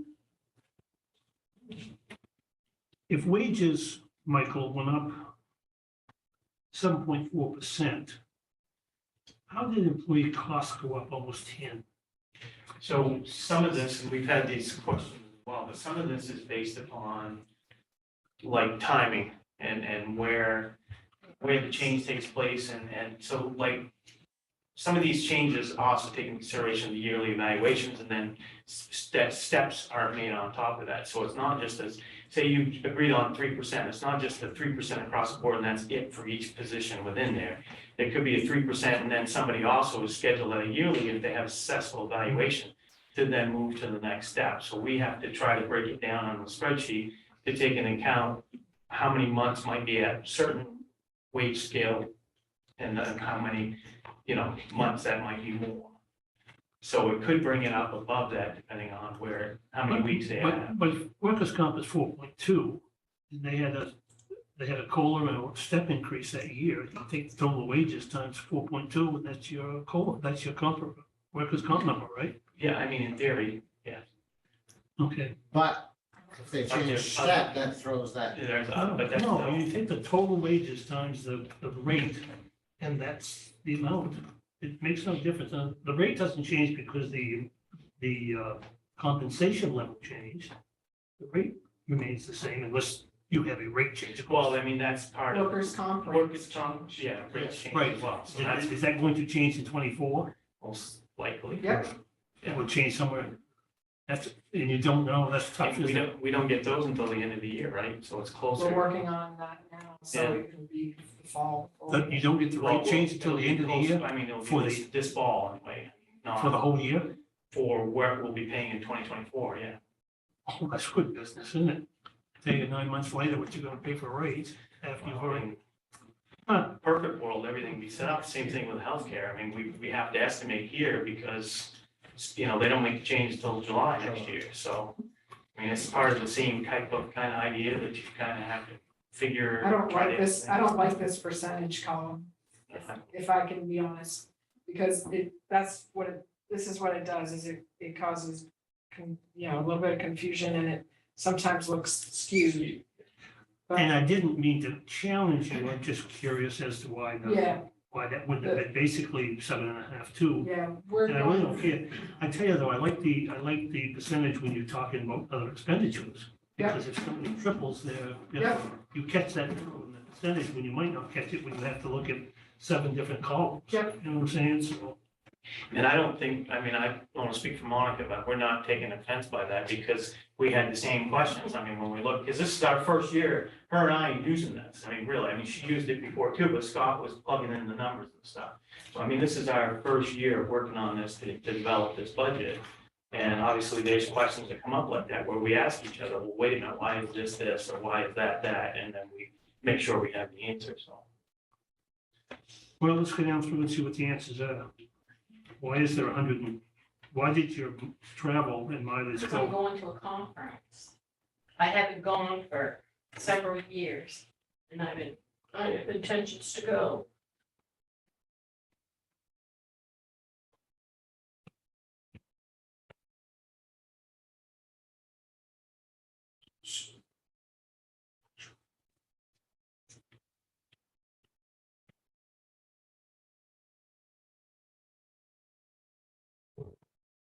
The rest of this is.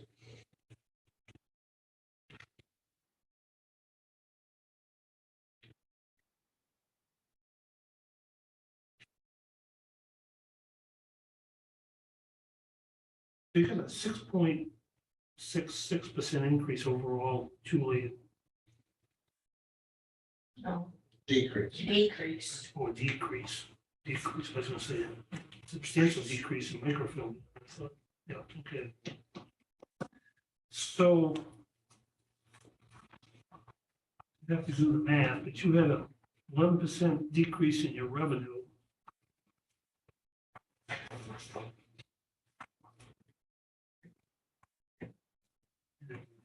Then this, almost 7 in your expenditures, so.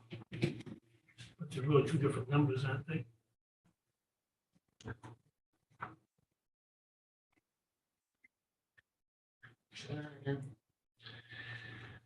Well, the total impact of the budget on all departments is the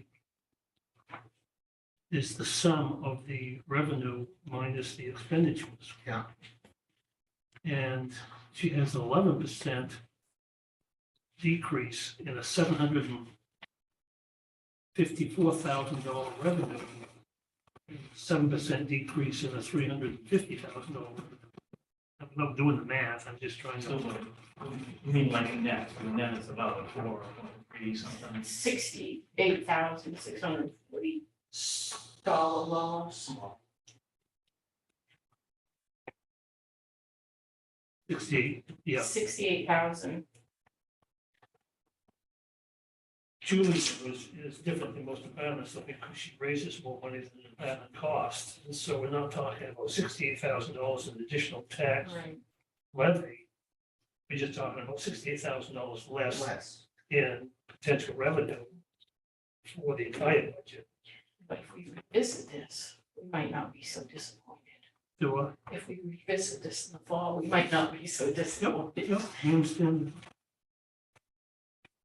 Well, I'm all set with this. Yeah, nothing's jumping out at me. I mean, there's, like that, travel's a big percentage, but money wise, Yeah, it's it's not. not. you know, Okay. Don't take a cruise with it, don't. Oh, no, You'll never get no, back. no, I pay for my own cruises. You do. I'm gonna take your beer with me, though. Okay, so All two of we're them. all set for deeds? Okay, Department 14 IT. Chuck, So before you start, the one thing I want to say, Chuck and I and Monica talked, right now, the budget before you anyway, on paper, taking into consideration that we would request the commission consider continuing one more year with Banyan and his salary and all that through ARPA funds. If you don't want to do that, then obviously we need to back that off or put that into what you see in front of you there. So that was the thought process. And again, not knowing where you're gonna go, we just put it in like that without him, and if you decide to go the other way, we just gotta add it back in. Under the retention criteria. Well, I mean, that's. no, his mission is not changed Yeah. and is still eligible for, I mean, even. To be ARPA fully funding. funded through ARPA. yeah, To us. We're hoping that Banyan would still be able to be funded through ARPA for one more year. What part of the criteria for the Cybersecurity. cybersecurity has its own criteria for that? Well, no, the overall, but even, again, I know, careful how I say this, let's not interpret it wrong, but the revenue replacement or any other costs, I mean, we still have not met that overall threshold. And I don't believe that cybersecurity or anything or personnel related to that, since it's something that was developed or in addition to this is an exclusion from that, but correct me if anybody else feels I'm wrong, but. Well, if they can, I see no reason why we wouldn't. well, we did before. We did what? This is how Banyan's here. That's correct. And when we originally set it up, last year, we did say it would be a 2-year thing, so. Yeah. Last year. It may be 3. The problem we're going to have, on someday, we're going to have to fund him 100%. We're not going to get That's that right. back. And we have that in reserves. We've been adding money to reserve account for, So he did put a little bit in. I don't know if it's enough in terms of what, well, last year it got cut. yeah, so we're looking at, but, so it really depends on how aggressive you want to get with the reserve side to make that transition. Well, I'm thinking that next year that we fund half through our half through the budget, so it's the 4th year that we take it all to the budget. It isn't that $100,000 hit. So. No, to me, it makes sense to do that again. But know that what we're doing is kicking the can down the road. Well, not really, Well, I mean, We're just not kicking it as far. yeah. well, yeah, but if we phase that in, we still potentially have 3 more years we could phase it, right? Here, yeah.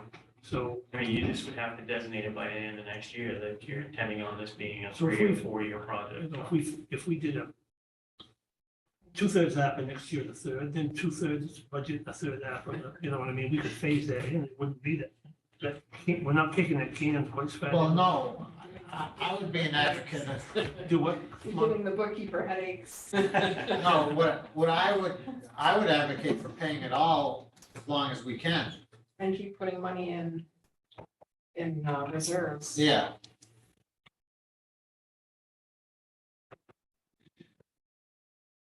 It's an awful easy place to take a hit towards the end of the year, isn't it, Chuck? Yes. Awful easy to take that out because it doesn't hurt Chuck for that either. Yeah. Well, that's what happened last year. Sure. And I can tell you right now, we're looking at what we've got, it's gonna happen again this year, so put it in if you want. You know, home state. So do we take money out? We have it in the reserve account right now, so 7,200 right now, 70-200. And it was, I think it was 12,500 before, and I think I put the same exact amount as last year. We cut it back to 7,500 when we finished the budget. Do we want to go with the 12.5? So he's on. I don't see anything. He's on expensive now, I think, right? Yeah, well, Yeah. No, go back to revenues. Oh, Revenues, yeah, that's. I don't see anything in here for transfer, revenue transfer. That is zero for Yeah. 24. You see what I'm saying? Yeah. Are you suggesting, is anybody suggesting putting money in there?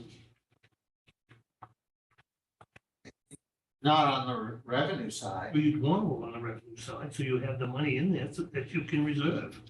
If you don't reserve money in your revenue side, where are you thinking of putting it down in the, So you're considering reserve accounts of 7,200, the technology expense side, right, Paul? So it's treated as an expense. Is that what you're saying, Paul? Yes,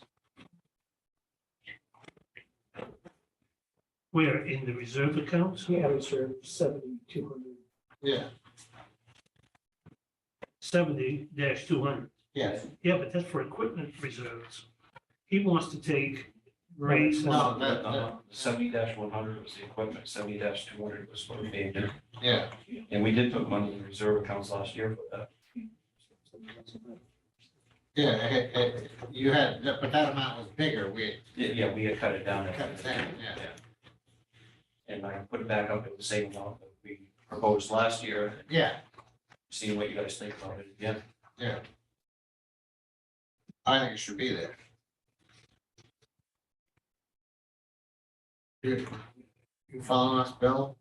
Well, we put it in, but took it out, correct, Chuck? You reduced it. We reduced it. We still put This 7,500. hasn't been transferred. Last year, we proposed the same amount I'm proposing this year, 35,000 for the equipment and 12.5 for the technology, which is abandoned. And we reduced it down to 15 and 7,500 last year. Oh, I see. This yellow line that comes down through should stop before it gets to reserves. That's, yeah, okay. Gotcha now. I was looking at zero for actual.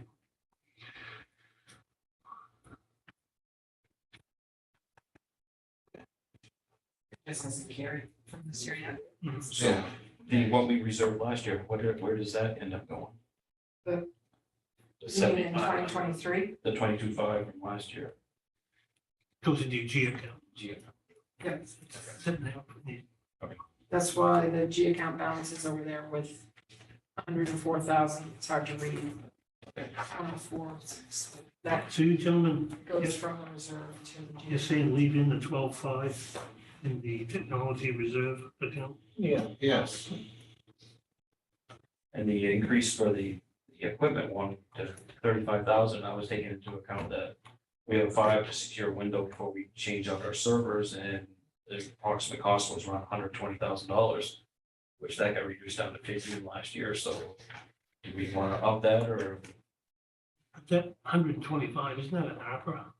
we pay for that, or we're gonna be, yeah. I've had that system So 6 years when we don't have ARPA, so he's trying to. yeah, I'm Oh, trying, your building's for 6, oh, I see. what you- yeah, so that when we get there, it's not gonna hit you up for 120 to 150,000 yes, dollars. I think that's the responsible thing to do. Now, the problem, as I understand ARPA, we can't build reserves with ARPA. That's what I was told last year, you cannot do it. Yeah, we could,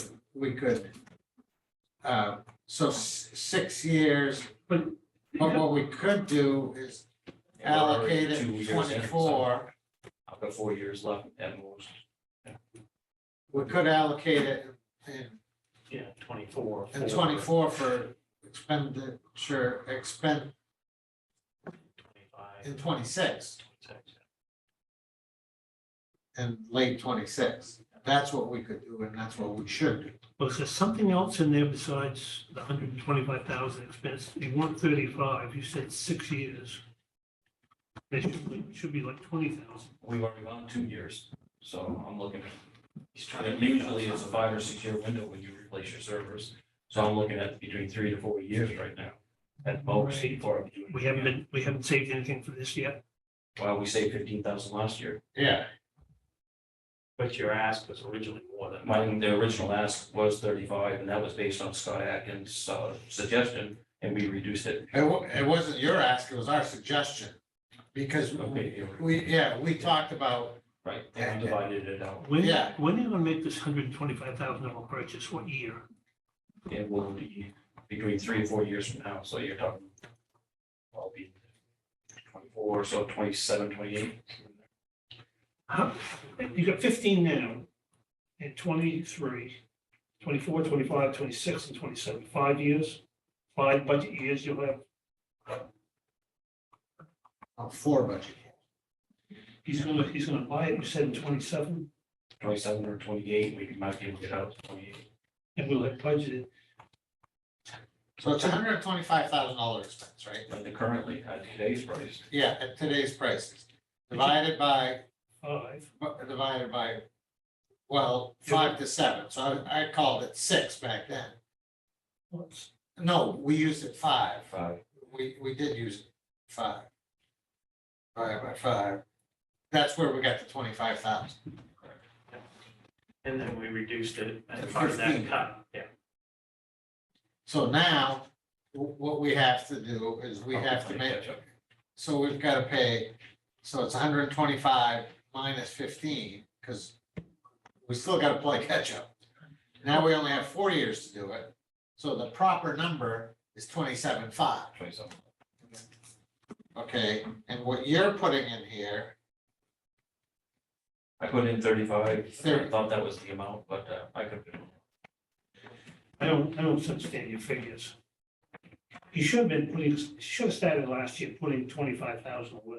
Yeah. Right. He only put 15. yeah, You guys, So if we take the Right. 25 he should this year plus 10, that he didn't budget last year, that's 35, not 27. well, no, I'm spreading it over the remaining years, But the that's the amount we difference. proposed last year was more, and when we had budget cuts, we cut that. No less. Last year, I mean, 6 years then. I took last year, I took 23, 24, 25, 26, and 27. That's the 5 budget years that I'm talking about. Yeah, And he'll make the purchase sometime in 27. yeah, You divide 125 by 25,000, that is 20, by 5, it's 25,000. 25,000. He got 15 last year, so to catch up, he needs 35 this year because he needs the 25 plus the 10 he didn't get last year, so the number's 35, not 27.5. Well, no, the only reason I said the only difference is I'm spreading it out over the remaining 4 years. But you're right, I can't, your math, my math doesn't agree then because yes, you still get the 125,000 in the end. I'm spreading out the difference, the 10,000 over 4 years. Chuck used his IT knowledge and whatnot, and did just what I said. You didn't give me 10 last year that I needed, so I added it this year to this one. Yeah, That'll catch up, and now it's gonna be 25,000 a year from now on. okay, yeah, that works too, it's So, I the mean- same thing. Yeah. Okay, So, but what I'm proposing is, I think that we should put that in there. But, you know, come the end of next year, I think we need to have the conversation about using ARPA one more time. Okay. And leaving that reserve there. well, if we can, we should. Yeah.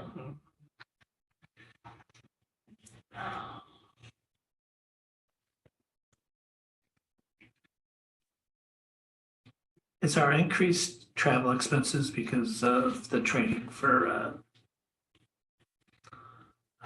And for Banyan to Well, it- travel? Yeah, it stays the same as last year, and that's for the summit training that we send. Oh, somebody. okay, sorry, yeah. Yeah, that's the cost of sending somebody to Salt Lake and doing the summit, doing this Okay. building. And actually, I alternate between sending Banyan and Raleigh meets.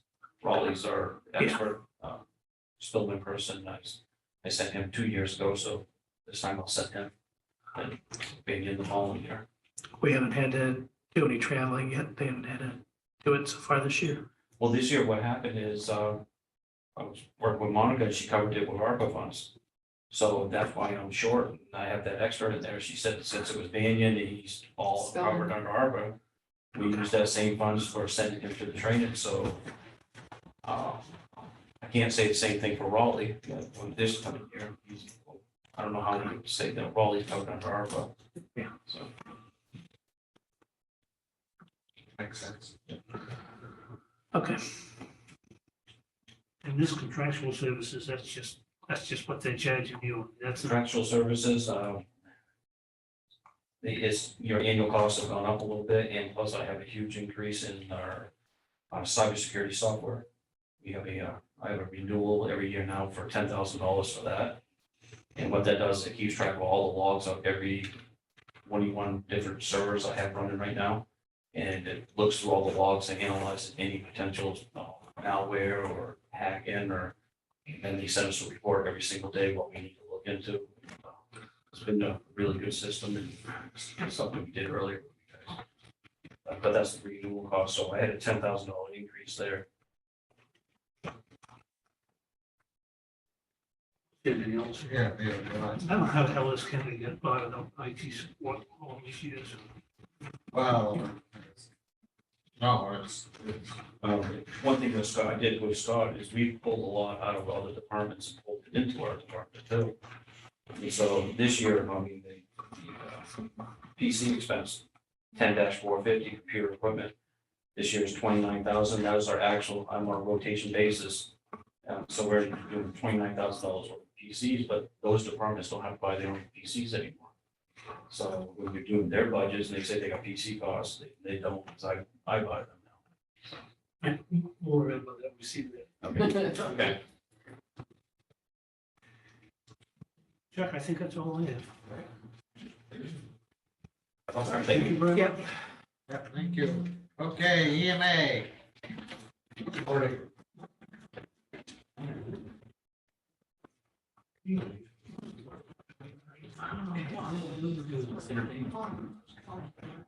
Sorry, I couldn't respond earlier. My computer didn't want to let me speak to you. Oh, you was in your office, with Yeah, someone? so I could see and hear you, but you couldn't see and hear me. Yeah, you must be on the same network as I did. So that visit this coming Thursday from the tank.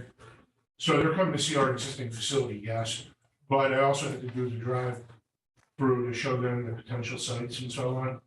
And facility, so I'm calendar wise, I'm 6 months in and I have to show them something, so. Yep. And they, for whatever reason, I agree with you, I'm not sure why they're coming to look at the facility after they made the owner, but that's essentially what they're doing. All right. Your budget, refresh our memories again. You have a lump sum amount that you get from the state. I do, so it's federal, it's all federal dollars, right, that's passed through the state. State takes its cut and then it distributes the balance to the 16 counties based on a formula of population risk and so on. So do you know what that is before your budget year? Correct. Yeah, it was just shared with us about a week ago. And how much is that this year? It is 91,146, yes. That is the number, huh? That is the number. The county share. That's right. Well, that's our revenue, and we have to match that Right. with the same amount. Although our actual budget, it's not really 50%, our actual budget exceeds that 91,000. Right, so we used to receive $111,000. A year ago, that was reduced to 91. But at the same time, so this is through the Emergency Management Performance Grant Program, EMPG, the 91,000 that we're getting. Used to be 111, it's been reduced to 91, so approximately a $20,000, right? The Homeland Security Grant, however, which is 100% no reimbursement, no county contribution, was increased by almost that same amount. So it's really a wash.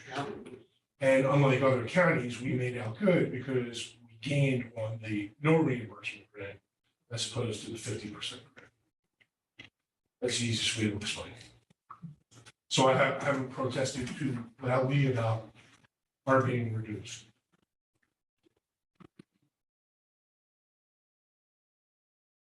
So when you look at the revenue line, that's where you see those funds. Okay. Appear. Does that answer it? How's that expenditures now, Andy? How's that hearing that secretarial position, that support staff? Excellent. It is? It really is. I mean, I'll let Leroy speak for himself, but logistically and practically for us, as far as the schedule that we worked out and so on, it's working out excellent. I think the real beneficiary is, I'm gonna put you on the spot, but I'll let you speak to, Excellent. okay. Why is it? Well, we have the right person for the job for one thing, and he's very well organized, and he's really his own supervisor in that he knows what needs to be done in each department, and he divides his time very well between the two. Does he move physically between your office and the He other? does. So he spends Mondays and Tuesdays at the airport, Thursdays and Fridays with us, and then alternates every other Wednesday. So 1 week we have him for three days, and the other week Leroy has him for 3 days.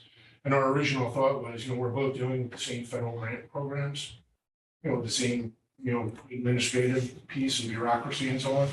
And we were able to leverage that. And he figured it out very quickly, like Monica said, and he's done a great job for us. And I'll also say, without turning this into a personnel thing, he has taken an interest in emergency management. So he's taken all, online courses on his own time to become conversant in what we do and how we do it, which is really impressed me.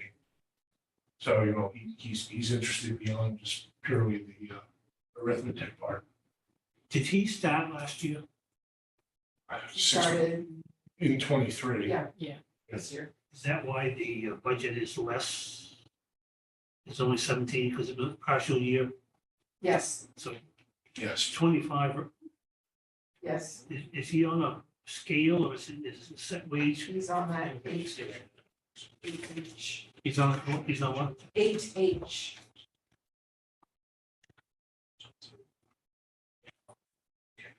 So additionally, one of the responsibilities that we've given him is to be responsible for the LEPC work, which is our tier 2 Title III Sarah hazmat reporting over all the facilities that have to report to us in the county. So he administers that. And because we're having him do that work, we're eligible for an additional $9,515 in revenue from the state that offsets his expense. You didn't reflect that in your revenue. line. It hasn't been reflected because we haven't billed it or received it for 23 yet. Do you anticipate it for 24? It was just awarded. So you do anticipate it? I do. So we should be adding that to a subsequent sheet. You need to help Monica understand that. I will. Yep. I will. So we'll look for that on Yes. a later document. So that's the revenue side. And then you ready for the expenses? He's got a lot to talk about here, buddy. No, I've just left it flat. I've never raised any of them. I think the only increase we ever did was we split out travel and fuel some years ago. And that's been the only change. And this is the 13th time for me. So I've just left them all as they've been. That suffices. The biggest variable for us is fuels. Is gas $2.50 a gallon or is it $4.75 a gallon?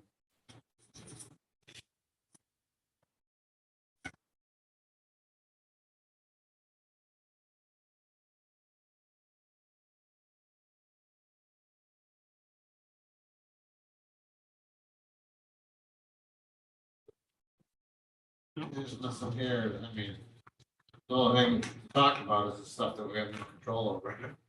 Well, and obviously this will reduce the stuff at the top of the table, reduce anyway, based on the earlier decision we made, so, yeah. A little bit, not a lot. Yeah. We can only look better with it. LAPC money, so.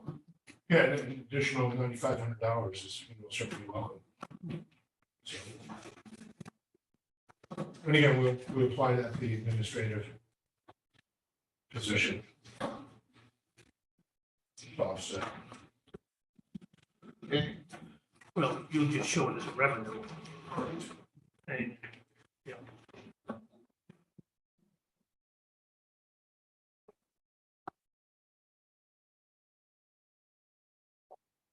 okay, we're all set. Okay, thank you. You're welcome. Thank you very much. Appreciate your time. Okay, county administrator's office comments. I don't have anything. Commissioners' comments and suggestions. John? Well, No. the only thing I have is just a reminder of evaluation. And today's discussion about lost revenue program and to me, it's premature to be talking about that. There's a lot of ifs, but I do think that that's something that we need to discuss. At some point in the future. I'm not sure when, but there were some points made about that's partially what these ARPA funds were for, and when we closed out the last one, or when we thought we closed out the last one, John, you had mentioned that we may want to revisit this at a later date. I guess the question is, when do we want to do that? Are we there yet? My feeling is we're not there yet. No, I think it would be this time next year Yeah. or somewhere. Maybe this Yeah. And then, in context of the budget, we talked about a grant program for a lot of the, how are we moving?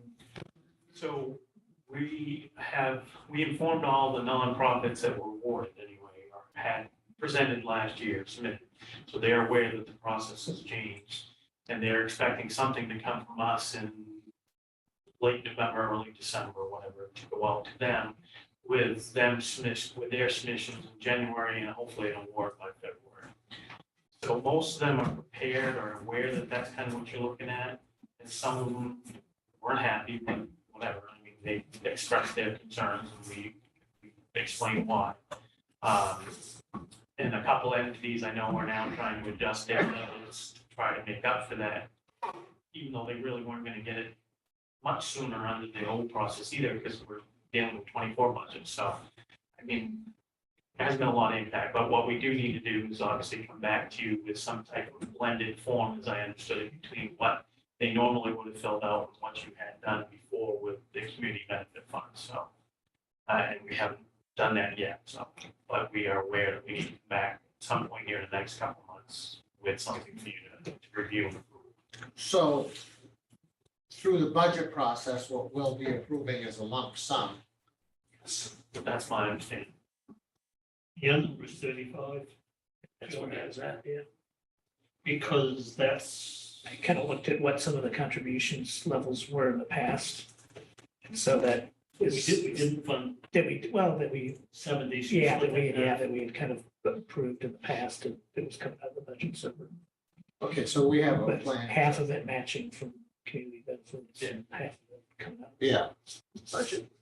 okay, so we're So okay. there. basically, I mean, you'll see in the next couple of meetings that there are the two entities that you told us to separate with their own departments. And we already have, one of them has submitted something concrete, the other one I know is in the process of giving us stuff too. So we'll have those two entities where you'll have to look at in terms of actual funding for the budget. But I think if I recall, Commissioner Wambacher pulled that out anyway, if I recall. Right? So that amount you were looking at was minus those other two. I really think that we need to nail down this criteria for the CBA granting now. The reason I say that is that under the CBA grant program, we're going to do something that hasn't been done in previous years with Title 17. And that is, we're going to invite people to join it. Title 17 is a very exclusive club. It's tough to get into it. It's like the mafia. You can't quit, but you never get fired. And now we're going to open this up to the whole world to apply for CBA funds. And so if the whole world applies with $70,000, at least each get $5. So we may want to nail down the criteria to see how open it appears to be and then decide what number we want to put in the budget. Because I'd hate to see us put 35 in the budget and then decide after the budget's been settled, we're going to put 100 for CBA in because we don't need those CBA funds here for other projects. So I'd like to. And So we can I try I think, Michael, it's a simple, not a simple, I think the course we need to take is to sit down and look at what we had done last time. To see how that criteria fits today and what we want to do to tweak it. And then come back and have that as an agenda, and have that discussion, and nail it in. I think we should be doing it sooner than later. Sure. Yeah, we can try to pull that stuff together and give you something to look at. So I tell you what, I think, especially John and I, when we've been through that and whatnot, I think, John, if sometime we can devote some time and attention in the next 10 days and get it to Michael, so that maybe in the second meeting this month, we could look at that and see how. I just haven't taken time to sit down and look at that. I thought we did a pretty good job last time. Yeah. And I really don't think it's gonna need that much tweaking. Yeah. You mean Unless- like the scoring part of, aspect of it, or? Is that what you mean? Well, it's the basis of the thing. For example, we had it separated into segments like Yeah. tourism and Yeah. recreation and, Yeah. you know, and so on. Do we still want to do that? And then a scoring process was another whole Yeah. criteria for that. And awards and so on. And then it was awarded how? Well, we had this total amount of money, and then based upon a criteria, they got a number of points. And then based upon the points, that was somehow applied to the amount of money we had, and you just spent that money till it was gone. So the people with the lower points didn't get anything at the end, the people with the higher points got the money until it was exhausted. And they got it just by applying. And then, so you envision that happening every year?